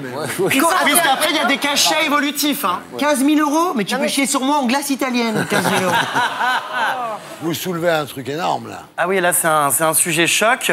Alors, moi, j'ai analysé tout ça. C'est vrai que quand on faisait de la télé-réalité à l'époque du Loft, on faisait de la télé-réalité pour l'expérience. C'est-à-dire qu'on voulait voir ce que ça fait. Il y a une évolution vraiment aujourd'hui dans les préoccupations et les motivations. C'est-à-dire qu'alors au départ, c'était l'expérience. Ensuite, c'était la célébrité. Ensuite, c'était l'argent, les placements de produits, les apparitions en boîte de nuit, etc. Et aujourd'hui, on fait de la télé-réalité pour intégrer, comme je le disais, un catalogue de prostituées, finalement, en temps réel. C'est-à-dire que à l'époque, j'ai souvent tendance à dire que la télé-réalité, c'est un petit peu comme une maison close du 19e siècle. C'est-à-dire que ces candidates sont prêtes à souffrir et à endurer des choses horribles pour espérer se marier et avoir un avenir heureux. C'est-à-dire qu'aujourd'hui, quand un vieux cochon regarde les programmes de télé-réalité, il voit sa prostituée finalement un petit peu... comme dans les bordels où on faisait défiler les filles, oui. Voilà, en 2D, en 3D, on la voit en action, on la voit se cambrer, on la voit embrasser, on la voit se comporter avec les garçons. Ce ne sont pas toutes des prostituées, attention, on parle de celles qui le font, et comme le déclare cette candidate, apparemment, 1 sur 10. Natacha. C'est quand même beaucoup. Voilà. Et moi, je l'ai vu, j'ai assisté à cette scène. On a donc, comme je disais, des vieux cochons qui vont regarder ces programmes, qui vont appeler les productions et les chaînes télé en disant « Tiens, celle-là, elle est bonne, ramène-la moi, je la veux. » Ah ouais, on peut faire ça. On peut tout à fait faire ça. Et moi, ce qui me révolte, c'est que quand je fais mes tournées de dédicaces, etc., je suis amené à rencontrer des gens très jeunes. Des fois, je signe des autographes à des gamines de 8, 10 ans qui mystifient ces candidates, finalement, dont elles parlent, qui veulent lui ressembler. Qui mythifie, excuse-moi, petite erreur de français. Oui, oui, vous avez repris sur Aousia. Oui, tu m'as repris sur Aousia, à juste titre. Oui. Là, je te reprends Mais parce que t'as pas aimé quand c'est même. une faute grosse. Il s'en souvient. Ah oui, alors ça là... Merci. Ça l'a écorché. Bon, c'est pas grave, je reprendrai la semaine prochaine. C'est aussi une mystification. Oui, exactement. Oui, mais bon, écoutez, c'est une mystification. Attendez, dans votre bouquin. Et voilà, et donc du coup, voilà, tout ça pour dire que, juste un petit message aux jeunes, quand vous voyez ces candidats de télé-réalité avoir un train de vie exceptionnel sur les réseaux sociaux, dans des jets privés, dans des hôtels de luxe, décorés comme des sapins de Noël avec des sacs de marque, ça n'est pas la télé-réalité qui permet ça. C'est qu'il y a un business souterrain dont on ne parle pas assez, qui est tabou. Tout le monde veut que je balance les noms. Tu me le demandais d'ailleurs pendant le reportage. Tu veux savoir qui c'est. Ce que tu as fait. Malheureusement, notre diffuseur ne nous le permet pas, mais les gens intelligents savent de qui il Celles que vous s'agit. ne citez pas sont quand même très connues. Tout le monde les connaît quand même, non? Je pense que les gens se font une idée et c'est tout le temps les mêmes noms qui reviennent, effectivement. Les gens sont pas bêtes. Ce qui est choquant pour moi, c'est pas... bon, bien sûr, il y a le fait même de se prostituer, mais il y a être prostitué par quelqu'un. Et là, on a parlé d'une mère maquerelle qui est dans les maisons. Et d'ailleurs, cette mère maquerelle, on va donner un petit indice, est une candidate qui a participé au Loft. Ah, là, tu vas trop loin. On a tous compris. Donc, il faut... Ah, Stevie. Oh Non, mais il faut...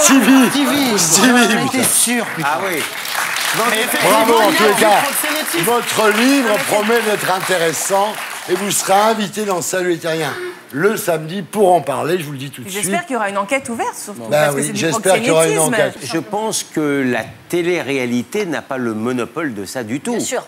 C'est un milieu peut-être que tu connais un peu plus que d'autres, Oui, mais comme je dans pense tout que autre milieu. je porte pas de jugement de valeur. Je dis simplement que le phénomène de la prostitution, le phénomène des escortes, y compris dans le milieu étudiant, c'est quelque chose qui se répand. Donc, Oui, je c'est vois sûr. pas pourquoi ça n'atteindrait pas le milieu de la télé-réalité. Et très sincèrement, je ne crois pas qu'il s'agisse seulement de vieux cochons. Hein, je pense Il y a des jeunes cochons. oui, Ah, il y a aussi, il y a aussi des footballeurs, Mais bien sûr. des hommes d'affaires, des politiques. Des animateurs habillés en noir.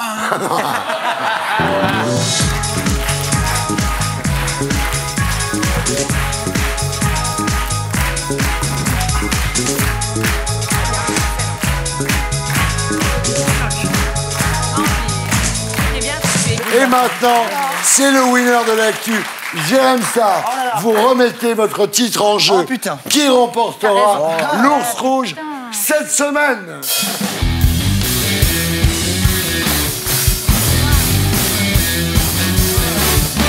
À l'occasion de l'Oktoberfest à Munich, qu'est-ce que la célèbre marque Adidas a mis en vente? Des baskets qui résistent à la bière et au vomi, des bretelles avec imprimé shop de bière vintage, des sabots de sport ou des maillots de foot floqués d'un Franck Ribéry buvant une bière. Des sabots. Des baskets qui résistent à la bière et au vomi. Des sabots. Tu peux lui enlever un point, s'il te plaît. Des bretelles. Tu peux lui enlever un point tout de suite. Non, on va me le donner. Oh, bon, alors, ouais. Mais il n'était pas le premier, je l'ai dit avant. Ripley, il paraît qu'elle l'a dit avant. D'un Franck Ribéry buvant une bière. Des sabots. Des baskets qui résistent à la bière et au vomi. Alors, Jérém Star, Natacha Polony. Et là, tu n'as rien à dire. On avance. Allez. Pendant les manifs, on a beaucoup parlé des Black Blocs. Oui. Ces manifestants masqués, anarchistes. Mais savez-vous d'où provient ce nom? Des Black Panthers, de la Stasi, des chemises noires, ou c'est la marque de cigares préférée de Jean-Luc Mélenchon? Les Black Panthers. Black Panther. Ou Stasi. Stasi, t'as gagné. Ouais. Merci. Dans son livre What Happened, grâce à quoi Hillary Clinton avoue-t-elle avoir réussi à surmonter sa défaite? Un plaid et un peu de marijuana, un coach de vie, des promenades en forêt, du yoga et des verres de chardonnay. Oh, pardon. Ah non, à Des moins séances de tir, moins moins 1 un. pour lui. Des séances de scie à la carabine. Si. C'est pas sur juste, une je donne. cible Pour une fois à que je donne la l'effigie bonne de réponse. Trump. Chardonnay. Attends, Chardonnay, c'est le verre de c'est bon, Chardonnay. j'ai plus de Tout, tampons, c'est le c'est grand bon. truc qui reste de ce. Mais il a répondu Le point est avant. donné à Mustapha. Merci beaucoup. Tu as répondu. Mais non, mais tu as répondu. Mais tu as répondu. Ce petit, là, il Regarde le futur en répète. face. Regarde le futur. Tu répètes. Tu l'entends même pas ce que je te dis. Non mais attendez, c'est quoi? Attends, tu non, dis plus de tampons. t'entends même pas. On a les tampons, je me suis fait. C'est pas un sniper que t'as embauché, c'est un perroquet. Qui mène à maintenant là? Excuse-moi, Mustapha El Atrassi, mesdames, messieurs. Mustapha. Non. Ça recommence après la pub. Voilà, c'était la P2 des Terriens du dimanche. Qui va remporter l'ours rouge?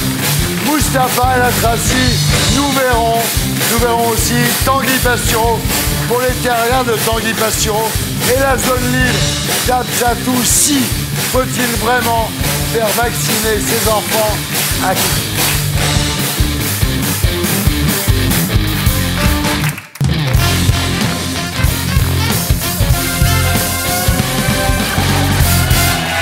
Bonsoir, les Terriens du dimanche. Nous sommes de retour sur Terre, toujours en compagnie de Franck, Olivier Gisbert, de Natacha Polony, de Raquel Garrido, de Gilles Williams, de Naël Dabsapoussi, de Mustapha El Atrassi et de Jérém Star. Et maintenant, c'est la suite de notre jeu, le winner de l'actu. Qui va succéder à Jérém Star? Qui? Est-ce que Mustapha El Atrassi va rester en tête?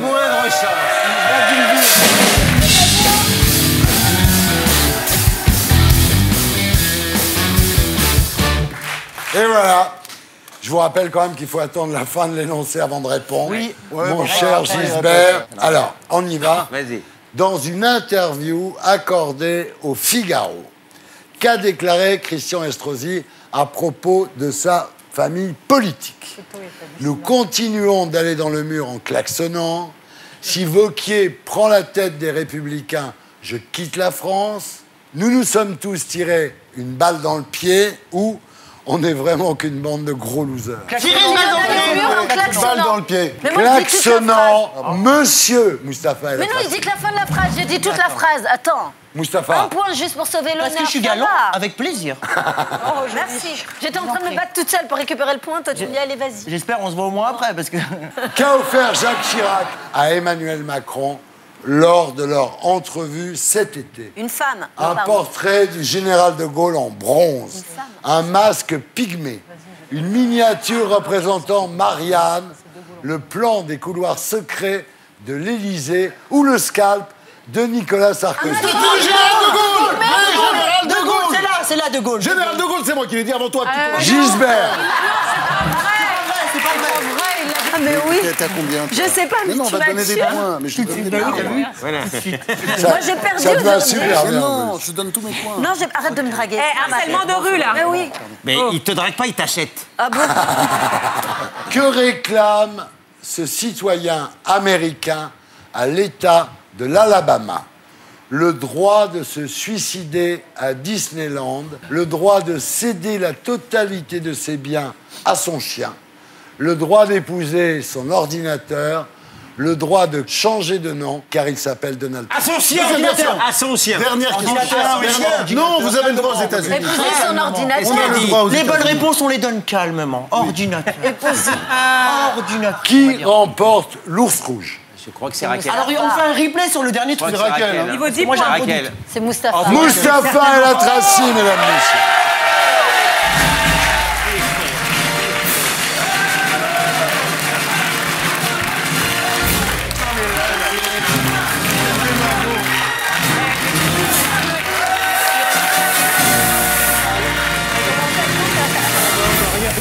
Rien du tout. Ne pousse pas. Je refuse d'avoir cette ours. Il faut payer la location de Démagogie. Puis je me sentir moins seul. Non, donne-lui l'ours. Garde-le, Jérémy. Ne lui donne pas. Une petite location de Ne lui donne 2,50 €, pas. non? Ne lâche rien. Ne lâche rien. Est-ce qu'on peut coller On lâche rien. Mustapha sur le socle de l'ours rouge? Oh, ils vont changer mon nom. Tu vois ce que ça fait un mal, là? Mousse, suis pas mauvais tu vas être garçon. vert. Ils n'ont pas ton nom parce que t'es un remplaçant. Ah ouais. Mais non, c'est pas vrai. On n'a qu'à mettre Mathieu Madénian. Mais non, Ah bah oui, il y a que Mathieu Excuse-moi, ça Madénian. aura une autre classe.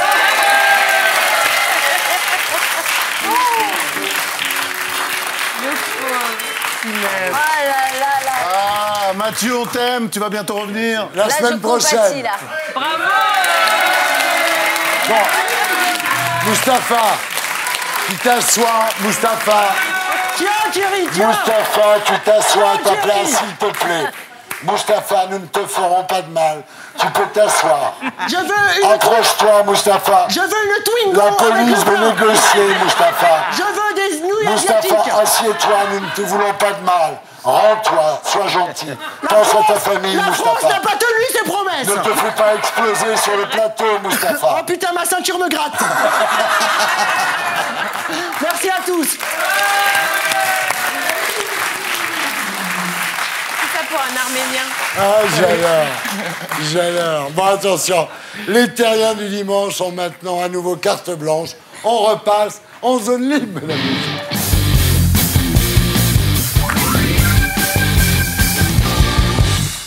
« 11 vaccins obligatoires dès le mois de janvier 2018. » Une nouvelle qui a piqué au vif. Absatoussi, on regarde. Je suis dans le 7e arrondissement, juste devant le ministère de la Santé. C'est ici qu'ont décidé de se réunir les anti-vaccins. Ils sont en colère, ils ne veulent pas que l'État leur impose de faire vacciner leurs enfants. En tant que jeune maman, j'ai évidemment pas mal de questions à leur poser. Suivez-moi. Les corps de nos enfants pour des cobayes, c'est pas possible. Il faut arrêter ça. C'est pas possible. Les enfants, c'est notre bien. Comme vous le voyez derrière moi, il y a 100, 200 personnes maximum. Il y a des slogans qui sont assez choquants, très extrêmes. D'ailleurs, je vais vous en montrer un. Venez, suivez-moi. Pour vous, quand l'État décide d'imposer 11 vaccins, il commet un génocide. Tout à fait. Il faut savoir aussi, parce que ça a été oublié, qu'avant l'âge de 3 ans, ainsi, l'enfant n'a pas de système immunitaire fini. D'accord? Donc, balancer des virus à un individu qui n'est pas en capacité de générer des anticorps, c'est du crime. Vous êtes une jeune maman, votre enfant n'est pas vacciné. Comment vous allez faire pour l'école? J'ai fourni un certificat de contre-indication temporaire. C'est surprenant comme pratique, non? Pas du tout. Plein de parents font ça ou font défaut aussi. Vous n'avez pas peur d'être sanctionné par la loi parce que vous savez que c'est hors la loi? Non, je n'ai pas peur et je me battrai jusqu'au bout. Parmi les rumeurs qui circulent sur Internet, l'une d'entre elles consiste à nous expliquer que les vaccins combinés seraient moins sûrs. Évidemment, aucune étude ne le prouve et pourtant, les manifestants y croient dur comme fer. Et les 11 vaccins vont, mais c'est à coup sûr, augmenter les cas d'autisme et de sclérose en plaques. Ça fait pas l'ombre d'un doute. Mais il n'y a aucune étude aujourd'hui qui prouve la relation entre un vaccin et la sclérose en plaques ou entre un vaccin et l'autisme. Il y a quelques études, mais je ne sais pas vous dire si vraiment elles sont fiables. Ma fille est née normale, j'ai des vidéos qui l'attestent. Développement normal jusqu'à cette vaccination et les crises d'épilepsie qui ont ravagé son cerveau. Son cas n'est pas reconnu puisque la vaccination, il n'y a pas d'effet secondaire. Je ne suis pas contre la vaccination, mais bien vacciné, bien informé, c'est tout. Des vrais chiffres, des vrais résultats et qu'on reconnaisse le cas de ma fille. C'est violent, hein? C'est violent, alors. Évidemment, quand on entend 11 vaccins obligatoires, en tant que parent, on se dit, mais attends, qu'est-ce qu'ils sont en train de mettre dans le sang de nos enfants? Je suis partie dans cette manifestation par pure curiosité pour essayer de comprendre la position des gens qui sont anti-vaccins. Parce que, clairement, l'OMS dit que ça sauve des millions de vies. Quand on entend des médecins prendre position, globalement, ils sont tous favorables à la vaccination des enfants. Ils nous expliquent aussi que le calendrier de vaccination des enfants est fait pour... suivre le développement de leur système immunitaire également. Je relais évidemment le coup de gueule de Michel Simès qui nous explique que si vous ne faites pas vacciner, vous pouvez transporter un virus qui peut contaminer d'autres personnes et que les études scientifiques sont claires, les vaccins sauvent des vies. On est un peu ballotté, on comprend la peur des parents. Je pense qu'il y a un problème pédagogique. On ne peut pas imposer comme ça aux parents de faire 11 vaccins sans expliquer pourquoi. Parce qu'à un moment, on se dit aussi, est-ce que ça ne va pas enrichir les labos? Est-ce que ça ne va pas faire nos enfants les victimes de l'enrichissement? On se souvient de Roselyne Bachelot qui avait commandé je ne sais plus combien de millions. Je ne reviendrai pas sur ce sujet parce que je le connais, le cas de Roselyne Bachelot, et je pense qu'à sa place, beaucoup auraient commis la même erreur. Si elle ne l'avait pas fait, on aurait dit elle n'a pas fait, elle a fait, on lui reproche d'avoir fait. Donc honnêtement, je ne rentrerai pas dans ce débat-là. Je pense que Roselyne Bachelot a donné sa vie à sa carrière politique. Donc les polémiques sur les vaccins qui n'ont fait que la poursuivre ces dernières années, ça va.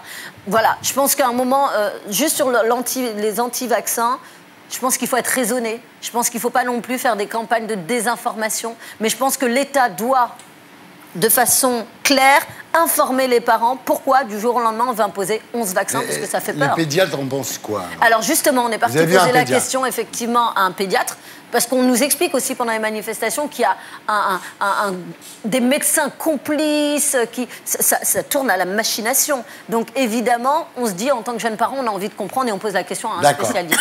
Le pédiatre, pour le coup, c'est un médecin qui aime les enfants. Donc on va aller poser la question. Des vrais chiffres, des vrais résultats et qu'on reconnaisse le cas de ma fille. Qu'est-ce qu'on en dit? Eh bien, on en dit que vous avez des mélanges de gens qui sont complètement excessifs, qui sont ridicules par la violence des propos, et puis, comme je vous l'ai dit, des parents qui ont été touchés d'une maladie grave au décours d'une vaccination, qui sont persuadés que c'est la vaccination qui leur a donné. C'est probablement faux, c'est peut-être vrai. C'est pas à nous de le dire sur ce cas-là, mais à des analyses spécifiques du cas. Mais rappelez-vous, qu'est-ce que c'était la polio? C'est pas un enfant comme ça qu'on voyait. C'était des milliers d'enfants comme ça. Je pense que la phrase à retenir, c'est la dernière phrase du pédiatre. Évidemment, il y a eu des épidémies, il y a eu des épidémies de rougeole, il y a eu plein d'épidémies, et le vaccin est aussi fait pour ça, pour nous protéger. C'est une question de santé publique. Donc chacun ne peut pas faire ce qu'il veut. Quand on vit en communauté, on ne peut pas faire ce qu'on veut.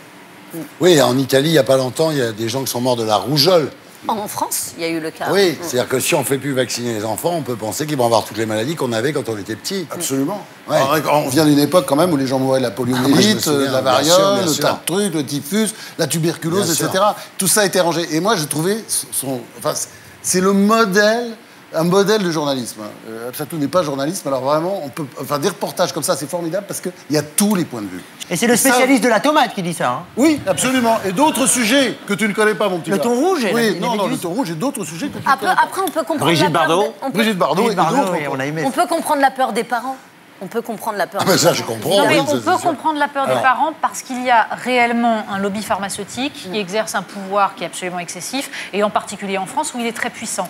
Cela dit, en effet, la vaccination sauve des vies, et on voit aujourd'hui ressurgir des maladies qu'on croyait disparues. On voit ressurgir des tuberculoses extrêmement dangereuses. La polio a été pour l'instant éradiquée. On espère que ça ne va pas ressurgir. Il faut voir les dégâts que ça a fait. On est une génération où il y a des gens qui ont des jambes qui font la taille d'une jambe et la moitié de l'autre. Oui, mais simplement, si l'État luttait contre l'emprise du lobby pharmaceutique, il n'y aurait pas cette méfiance qui naîtrait. Donc il faut être équilibré. Quel le mot de la fin, là? suis pas sûr. Il faut les deux choses. À la fois, une politique de santé qui rende les vaccins obligatoires. C'est-à-dire, moi, je suis contre la notion de liberté du vaccin. Si on considère qu'il faut protéger tous les enfants, c'est une règle, il faut le faire. En même temps, est-ce qu'on peut au moins se mettre d'accord sur le fait que pour passer de 4 à 11 vaccins, il faut un minimum de consentement dans la société et que là, c'est très mal géré? Oui. Merci de ne pas m'avoir demandé mon avis. Merci à Tchato.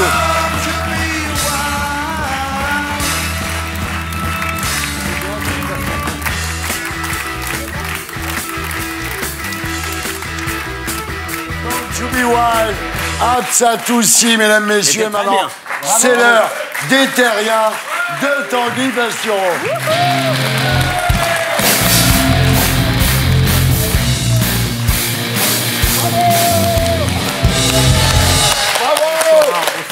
Ah là là là là. Tanguy Bastioro. Eh oui, bonsoir. Bonsoir. Alors on commence? Oui. Eh oui, on commence avec Laurent Wauquiez, le bel homme poivre et sel qui donne envie de le secouer au-dessus de la salade et qui s'est déguisé lors d'une fête médiévale. Regardez, c'est le seul type qui a le potentiel physique de clowner et qui se dit tiens, aujourd'hui je m'habille en jacouille. Il doit penser qu'il est trop crédible, c'est le seul. Il a donc bu des godets avec des gueux qui ont la petite vérole, sapé Empire Louis. Johan n'était pas là, il faisait de la soupe au schtroumpf.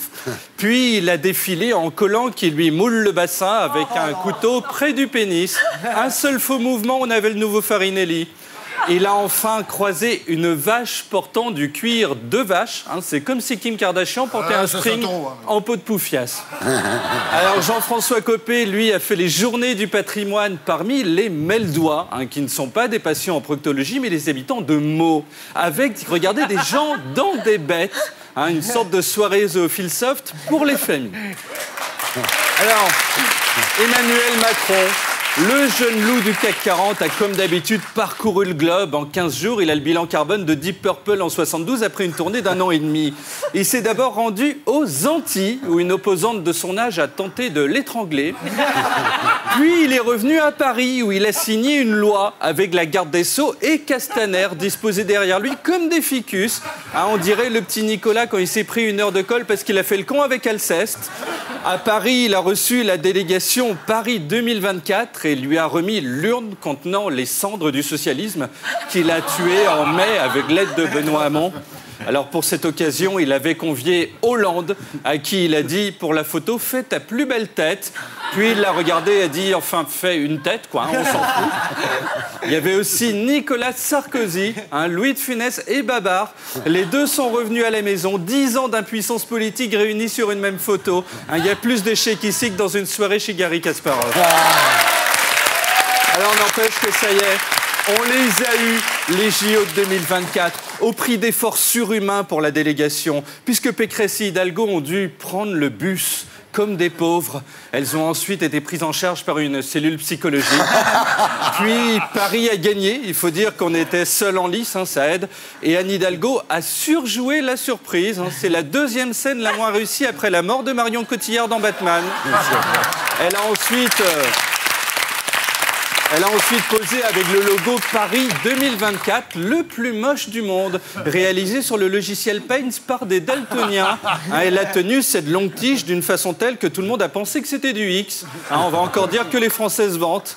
Puis Pécresse et Hidalgo ont rejoint Macron à l'Élysée en métro. Et elles ont fait un selfie pour immortaliser ce moment unique. C'était leur rendez-vous en terre inconnue.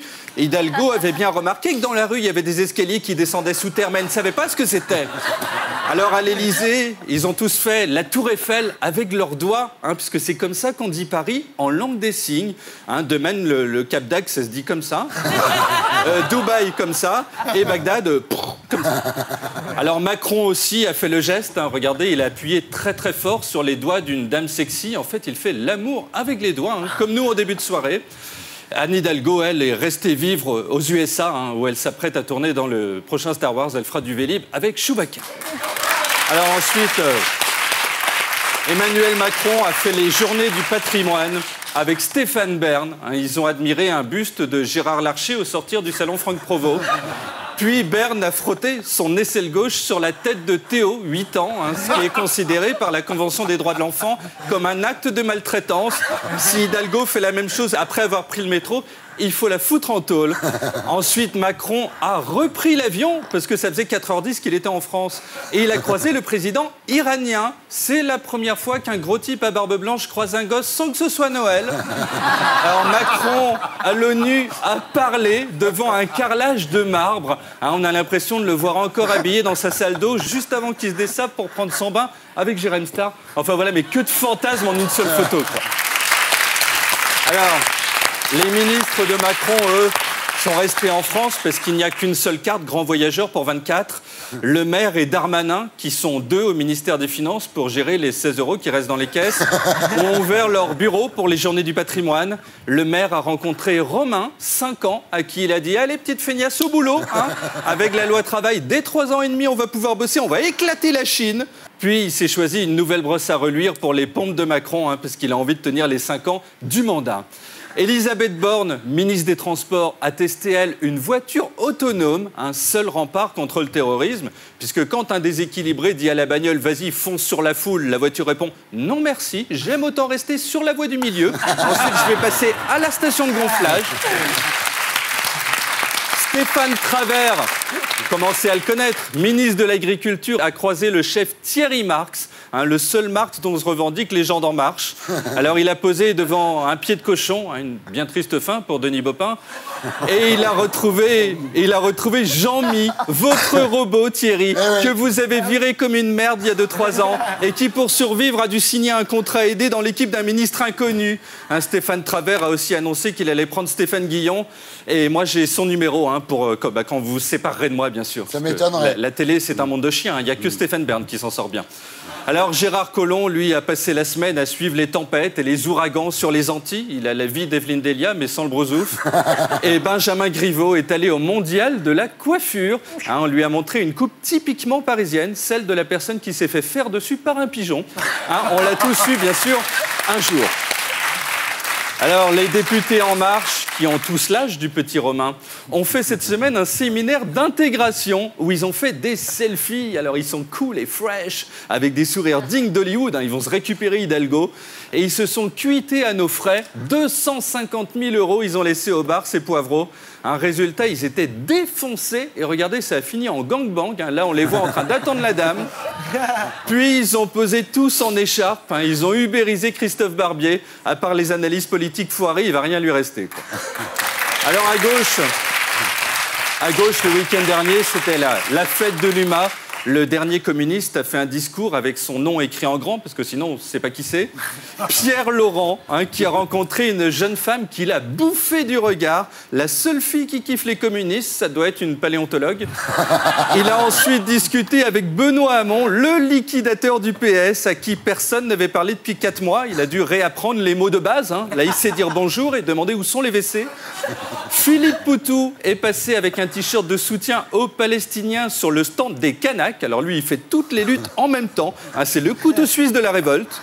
Pierre Laurent a croisé Besancenot sur le stand des Kanaks. Hein, les Kanaks à l'UMA, c'est le lieu où il faut être vu. L'équivalent du Martinez à Cannes, mais avec des merguez froides. Alors, seule personnalité du showbiz présente, l'actrice Anne Hidalgo, hein, qui fait du sport en prévision de Paris 2024, puisqu'elle est obligée de se tordre en 4 pour être sur la photo, quand ses potes machos restent assis le cul sur leur chaise. Enfin, une pensée pour Florian Philippot, qui a quitté le FN et qui ne peut pas se reconvertir, comme beaucoup de politiques, dans les médias, puisqu'il est déjà chroniqueur permanent sur BFM TV, CNews, LCI, France Info, RTL, LCP, Europe 1. Hein, il n'y a qu'à Gulli où il n'a pas bossé parce qu'il n'a pas trouvé de costume d'Anne Trotro. Il aurait dû en demander un à Vauquier. Philippot au FN, c'est la fin. C'est la fin aussi pour le PS, hein, contraint de vendre son siège rue de Solferino, puisqu'ils ne sont plus que 7. Alors voilà le nouveau siège du parti. Ah, ils sont en copropriété avec le modem de François Bayrou. C'était une semaine sur la Terre. Salut les terriens! Bravo!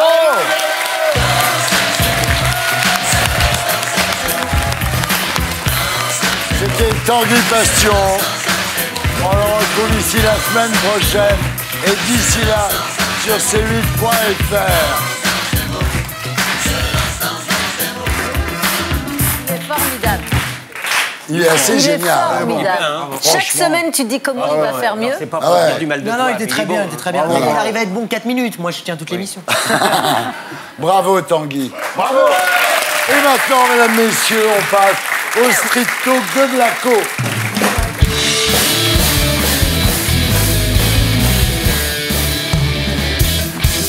Alors, cette semaine, Stéphane Blakowski est allé tester le programme du Front National où à la fête de l'humain. Regarde. Alors nous voilà envoyé spécial des terriens du dimanche à la fête de l'humain. Et pour pimenter un petit peu notre visite, on est venu ici avec, regardez bien, un tract du Front National. Alors a priori, on devrait se faire jeter, mais est-ce qu'on va vraiment se faire jeter? On va voir.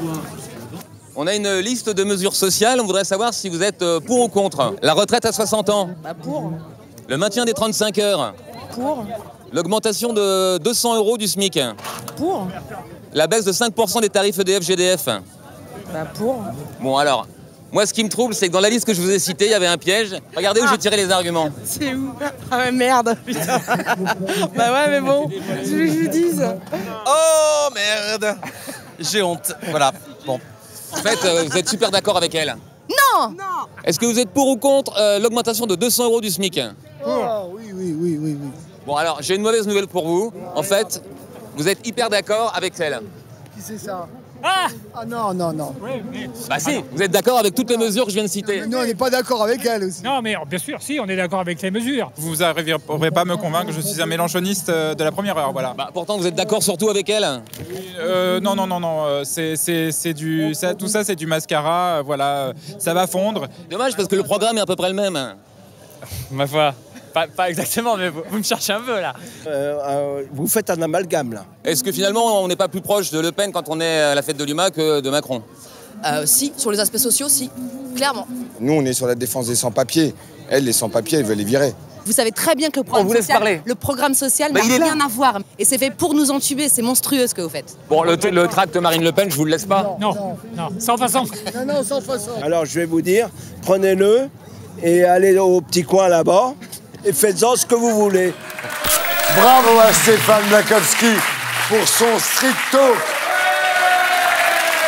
Ah, vous n'êtes pas d'accord, vous dites c'est pas le programme du FN, si, c'est le programme, bah si. Non, Marine Le Pen elle-même a indiqué qu'elle était totalement hostile à une augmentation du SMIC. Bah, c'est ce qui est écrit, il ne l'a pas inventé. Si, il a écrit. Non, c'est un papier. Pardonnez-moi, attendez, il n'y a pas c'est un écrit. programme écrit. Que ça vous gêne, je comprends. Il n'y a pas écrit sur ce papier augmentation Il a du le tract SMIC. sous la Il l'a à la main. Il y a écrit augmentation du pouvoir d'achat, c'est pas la même chose. Parce que, attendez, écoutez-moi bien. On t'écoute bien. Marine Le Pen a dit dans une interview à Challenge ou Valeurs Actuelles qu'elle était contre l'augmentation du SMIC. Ils sont pour la baisse des cotisations. Mais enfin, il a le tract. Enfin, écoute, tu peux pas dire qu'il fait quand même jour à minuit. Le type, il a le tract. Ne dis pas ça. Le type, il a le tract du Front National. Et Marine Le Pen. Mais enfin, arrête d'être d'une mauvaise Tu vas faire un cardiaque. C'est pas la peine de s'énerver pour défendre ta Marine. Ah, mais il s'énerve pas, mais je comprends qu'il s'énerve. Je comprends pas une mauvaise foi pareille. Attendez, Natacha, laissez parler Natacha Polony. Il n'y a rien d'étonnant. Tu as deux partis extrémistes. Mais que ça t'arrange de tu as dire deux ça, je partis comprends extrémistes, pourquoi. Mais ça démagogiques. Écoute qui Marine vendent Le leur Pen. soupe, et Écoute je suis ta copine certain- Marine Le Pen, Mais ce c'est qu'elle dit. incroyable, cette Elle dit manière qu'elle de est couvrir la contre. voie. Je suis certain. Mais tu mens. Donc Je vous demande de vous arrêter. Je suis... Natacha Polony.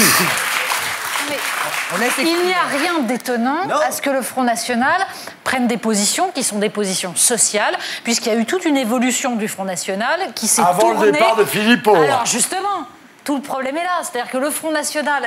D'ailleurs, c'est pas seulement Philippot, hein, mais il y a eu une préemption de tout un programme qui était social, qui était républicain, souverainiste, était pas national, etc. socialiste. Voilà. Il Non, était qui était socialiste souverainiste. national. Peu importe. Simplement, il n'y a rien d'indigne à ce que ça se retrouve des deux côtés. Attendez, la question, c'est celle de la logique. On va faire du fact-checking. Raquel, je finis juste. fact-checking. Voilà, les amis. voilà. On va à un moment donné. La semaine prochaine, vous viendrez avec le programme du Front National. Et surtout avec l'interview de Marine Le Pen qui dit qu'elle est contre. Raquel, tu ne peux pas nier que le Front National, depuis plusieurs années, a vraiment préempté tout le discours communiste, ancien communiste, et qu'aujourd'hui, il est d'ailleurs très fort dans les anciens chefs communistes. Dans le Nord. Il est très fort dans la CGT. Pardonnez-moi, à cette élection, c'est pas vrai. C'est pas vrai. Regardez ce qui se passe aujourd'hui au Front National. Regardez. Mais alors, c'est pas parce qu'ils ont préempté qu'ils ont tort. Ils n'ont pas préempté. Et bien voilà, Philippot parti, la discussion n'a plus lieu d'être, mesdames, messieurs. Et les terriens du dimanche ont maintenant à nouveau carte blanche, on passe en zone libre.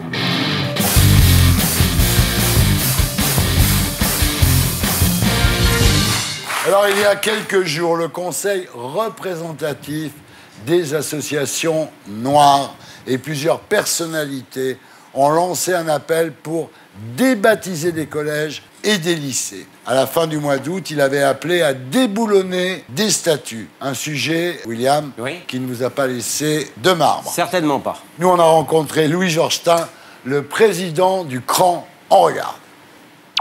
Ben voilà, j'habite en France, et la France est aussi un pays. Alors voilà, nous sommes devant l'Assemblée nationale, devant la statue de Colbert. Qui est Colbert? C'est celui qui a jeté les bases du Code noir, qui a légalisé et organisé l'esclavage. Et c'est aussi celui qui a fondé la Compagnie des Indes occidentales, compagnie négrière de sinistre mémoire. La question que je pose, c'est que fait ici Colbert, et notamment les lycées Colbert? Il y en a une trentaine en France. Eh bien, on ne peut pas avoir sur un lycée marqué liberté, égalité, fraternité à l'ombre de Colbert. Est-ce que vraiment les gens savent qui il est et ce qu'il a fait? Je crois qu'il faut leur poser la question. J'ai été poursuivi, asservi, enlevé à l'Afrique et livré pour un sac de sucre. Est-ce que vous savez qui c'est? Non, j'ai entendu parler, mais je sais pas. Lui? Oui. Non. Alors, si je vous dis qu'il s'agit de Colbert, est-ce que vous savez qui c'est? Non plus. Alors, le Code noir, voici par exemple un article, je vais vous laisser le lire. Lisez, si vous voulez, l'article 44. Déclarons les esclaves être meubles et comme tels, entrer dans la communauté. Dire que c'est les Noirs? Oui, c'est ça. Ce sont des meubles. Et d'après vous, qu'est-ce qu'il faudrait faire de cette statue? Est-ce qu'on peut la garder? Brûler, faut la brûler, monsieur, faut la brûler. Faut la renverser là-bas, je sais pas, faites quelque chose. Là, je pars sérieux, là, je regarde, mais je suis choqué. Hein. Alors nous sommes ici à la station de métro Dugommier. Il y a aussi une rue Dugommier qui n'est pas très loin d'ici. Qui était ce Dugommier?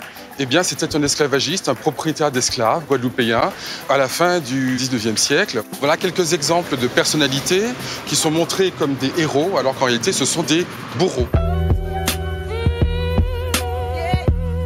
Vous voyez ici un des épisodes de Tintin, Tintin au Congo, qui est l'album le plus vendu de toute la série. Alors, c'est un album raciste et colonialiste. Je vous montre par exemple une des planches à la page 50. On voit la gestuelle ici des sauvages, ils sont toujours excités, les sauvages sont sauvages, évidemment. On voit leur grande bouche, qui est le symbole du cannibalisme, et on voit qu'ils se sont choisis un chef, en l'occurrence Milou. Les sauvages sont commandés par un chien. Voilà, ils sont tellement bêtes qu'ils ont choisi pour chef un chien. Voilà un peu l'image qui est donnée des Congolais. Alors, Gilles William. Alors, moi, je suis atterré. C'est un peu le retour des talibans. Ouais. Alors, c'est pas les talibans en Afghanistan qui détruisent les statues de Bouddha. Ce sont des émules, ce sont des contrefacteurs un peu serviles de la mode américaine, des gauchistes américains qui abattent les statues et qui interdisent autant n'emporte le vent. Ah. Donc, en France, il y a le CRAN. Le CRAN, c'est donc le Conseil représentatif des associations noires. Vous imaginez un seul instant si on créait le CRAB, le Conseil représentatif des associations de blancs. Mais immédiatement, on crierait au racialisme ou au racisme, et je pense qu'on aurait raison. Alors, ça, c'est le CRAN. Le CRAN qui a effectivement voulu interdire Tintin au Congo. Ce qu'il ne dit pas, M. Tin, c'est qu'il s'est cassé la figure devant la justice belge, y compris la cour d'appel, qui a dit que Tintin au Congo, c'est pas raciste. C'est gentillet, c'est naïf et c'est surtout daté. Donc, ils veulent maintenant culbuter Colbert et dégommer du gommier, sous prétexte que ce seraient des esclavagistes. Ils pourraient parfaitement l'écrire, ils pourraient faire des thèses là-dessus. Ils auraient raison, ils devraient le critiquer, mais abattre la statue de Colbert. En passant, ces gens-là, curieusement, sont pas intéressés, ils sont intéressés uniquement par la traite négrière occidentale, mais pas du tout par la traite négrière arabique, hein, celle qui a persécuté bien avant et de manière beaucoup plus nombreuse les Noirs et les chrétiens. Ils veulent faire table rase du passé, mais le présent ne les intéresse pas. Au moment où je vous parle, Thierry, au moment où je vous parle, il y a des Noirs qui sont mis en esclavage en Mauritanie. Mais ça n'intéresse pas le cran, parce que ça ne concerne pas les Occidentaux. Voilà la réalité. Alors moi, pendant que j'y suis allé, un peu de cran, William, pendant que j'y suis, mais moi, je vais réclamer, puisque Saint-Louis était un bon roi, certes, mais un roi antisémite. Grand roi. Je réclame qu'on détruise immédiatement l'hôpital Saint-Louis. Immédiatement. Et le quai Voltaire. Voltaire, ce génie, mais qui était anti-juif. Je veux qu'on détruise le quai Voltaire. Et la grande illusion faite par ce génie qui était Jean Renoir, qui était communiste, et qui a utilisé Dalio dans La Grande Illusion, ce film génial. Mais il se trouve que Dalio campe le personnage tout à fait détestable d'un petit juif riche, tout à fait prétentieux. Il faut interdire immédiatement La Grande Illusion. Et puis attendez, pendant qu'on y est, il faut détruire toutes les idoles de gauche. Toutes les idoles de gauche. Jules Ferry, Jean Jaurès, Léon Blum qui parlait de race supérieure. Léon Blum qui a dit en 1931 à l'Assemblée, il est du devoir des races supérieures d'aider les races inférieures. Ben oui, donc il faut détruire... Alors moi je dis à un certain moment, halte à cet anachronisme total qui veut totalement refaire l'histoire. Moi je dis merde aux nouveaux talibans, je suis Red Butler, moi. Je suis Tintin, je suis Red Butler, j'aime la terre de Kara, j'aime Scarlett O'Hara, et voilà. Et je dis qu'à un certain moment, il faut savoir mettre un cran d'arrêt aux talibans. Voilà. Très bien. Alors, Abchatou. D'abord, je pense... Alors, moi, je ne suis pas là pour défendre le cran, parce que moi, j'ai eu à subir des actions racistes, et le cran n'a jamais été là pour, effectivement, me défendre à ce moment-là, et pourtant, c'était public. Simplement, que le cran ne parle pas de la traite négrière arabique me paraît normal quand le cran est établi en France. Ah oui. Et qu'il est là, donc, pour parler de la traite négrière occidentale. Voilà. Maintenant, quand on prend exemple sur une gamine de 14 ans qu'on interviewe et qui dit « il faut brûler ça », c'est pas la pensée de tous les Noirs de France qui considèrent qu'il faut brûler ces statues-là. Donc on va se calmer là-dessus. Ouais. C'est pas parce qu'il y a une gamine qui dit ça à 14 ans qu'il faut le dire. Vous avez vu, on dit aussi, ça a été dit, on dit aussi qu'il faut brûler. Je dis maintenant une chose, c'est que les enfants de la République, ils sont blancs, mais ils sont aussi noirs.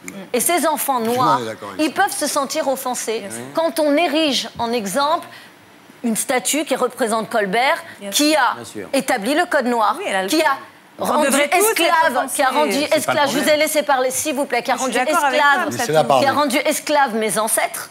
Il y a eu un certain nombre de crimes contre l'humanité qui ont été faits. Ça vous plaît pas, ça vous offense, ça vous fait mal. Non, ça nous offense pas, mais c'était il y a 400 ans. Mais il y a déjà du racisme aujourd'hui à s'occuper. Thierry, moi je ne dis pas qu'il faut enlever les statues. Je suis pas cette on parle de ça, mais c'est le sujet. Non, j'ai le sujet. On a le droit de réfléchir et d'élargir. C'est pas parce qu'on contredit.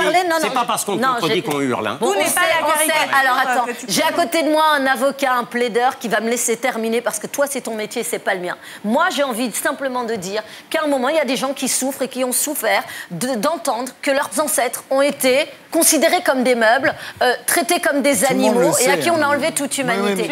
Je dis seulement qu'on a le droit d'utiliser aussi peut-être ces statues pour éduquer nos enfants, pour leur expliquer ce qu'étaient ces gens-là, mais de là à avoir le discours totalement extrémiste qui a été le tien, en ignorant, en nous expliquant... Tintin au Congo, ça a beau être ancien, Tintin au Congo, c'est raciste. Bien sûr. D'accord ? Moi, mes ancêtres n'avaient pas des bouches comme ça et n'avaient pas pour maître un chien. D'accord ? Donc, effectivement, c'est raciste, c'est offensant, c'est douloureux. Il n'y a personne qui a défendu... je n'ai pas entendu défendre Colbert, qui est un personnage d'ailleurs qui n'est pas très aimé dans l'histoire de France, Bon, faut pas dire quand on va à l'école et qu'on entend les cours des profs d'histoire, c'est jamais à la gloire de Colbert. C'est pas sympa sur Colbert. Le code noir est toujours rappelé. Enfin, les enseignants font leur travail, hein, c'est vrai. Tout le monde le sait. Et d'autre part, sur Tintin, moi, comme tout le monde, j'adore Tintin. Franchement, Tintin en Afrique, c'est complètement con. Tintin chez les Soviets aussi. Enfin, à un moment donné, il monte en puissance et puis il a un peu. Donc, je pense que quand même, il faut séparer les deux choses. C'est-à-dire, il y a effectivement ces statuts qui sont là, qui nous gênent, peut-être, mais aussi qui sont l'occasion de s'interroger. Et puis, en même temps, il y a ces gens, c'est pas parce qu'il y a des statues partout que les gens les vénèrent. Il n'y a pas de vénération. Oui, c'est ça, moi non plus. Bien, on a compris. Natacha Polony. Il faut juste remarquer que dans ce reportage, la jeune fille de 14 ans ne sait même pas qui est Colbert. Ouais. Elle ne sait absolument pas. Ce qui signifie que le problème en France, c'est un problème d'éducation. En effet, le discours n'est pas passé. Et il faut faire passer, en effet, que la France s'est construite, comme beaucoup de pays, sur l'esclavage, qu'elle s'est enrichie sur l'esclavage, mais pas seulement. Pas seulement. Et qu'on ne peut pas... Oui, bien sûr, mais ça continue aussi, on peut le dire. Ça continue. Simplement, il faut dire, c'est plus intéressant de dire ça continue. Oui. Ça continue moins. C'est plus intéressant de dire que l'Occident pille l'Afrique aujourd'hui qu'il y a 400 ans. Et l'Afrique... Est-ce que l'un empêche l'autre? Non. L'Afrique prend son destin en main. Ça me paraît quand même incroyable qu'on puisse tellement, encore une fois, vitupérer le passé et qu'on passe à côté complètement le fait qu'actuellement, il y a des Noirs qui sont mis en esclavage en Mauritanie. Je n'arrive pas à comprendre cette comme des gens aux Émirats Arabes Unis qui sont à la cour. Merci. Je suis désolé. Merci. Aucun rapport. L'Occident n'a pas inventé.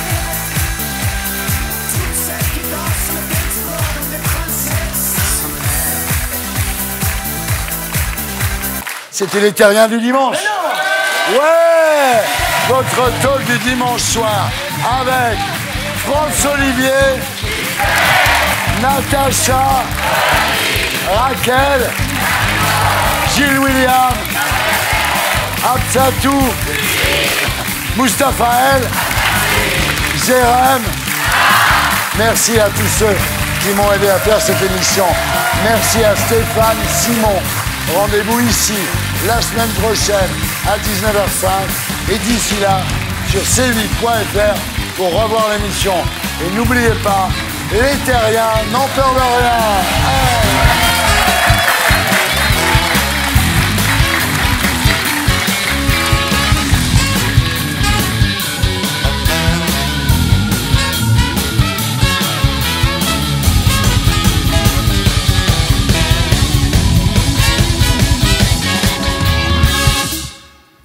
Et pour être sûr de ne rien rater de Inarditube, abonnez-vous et mettez un pouce bleu.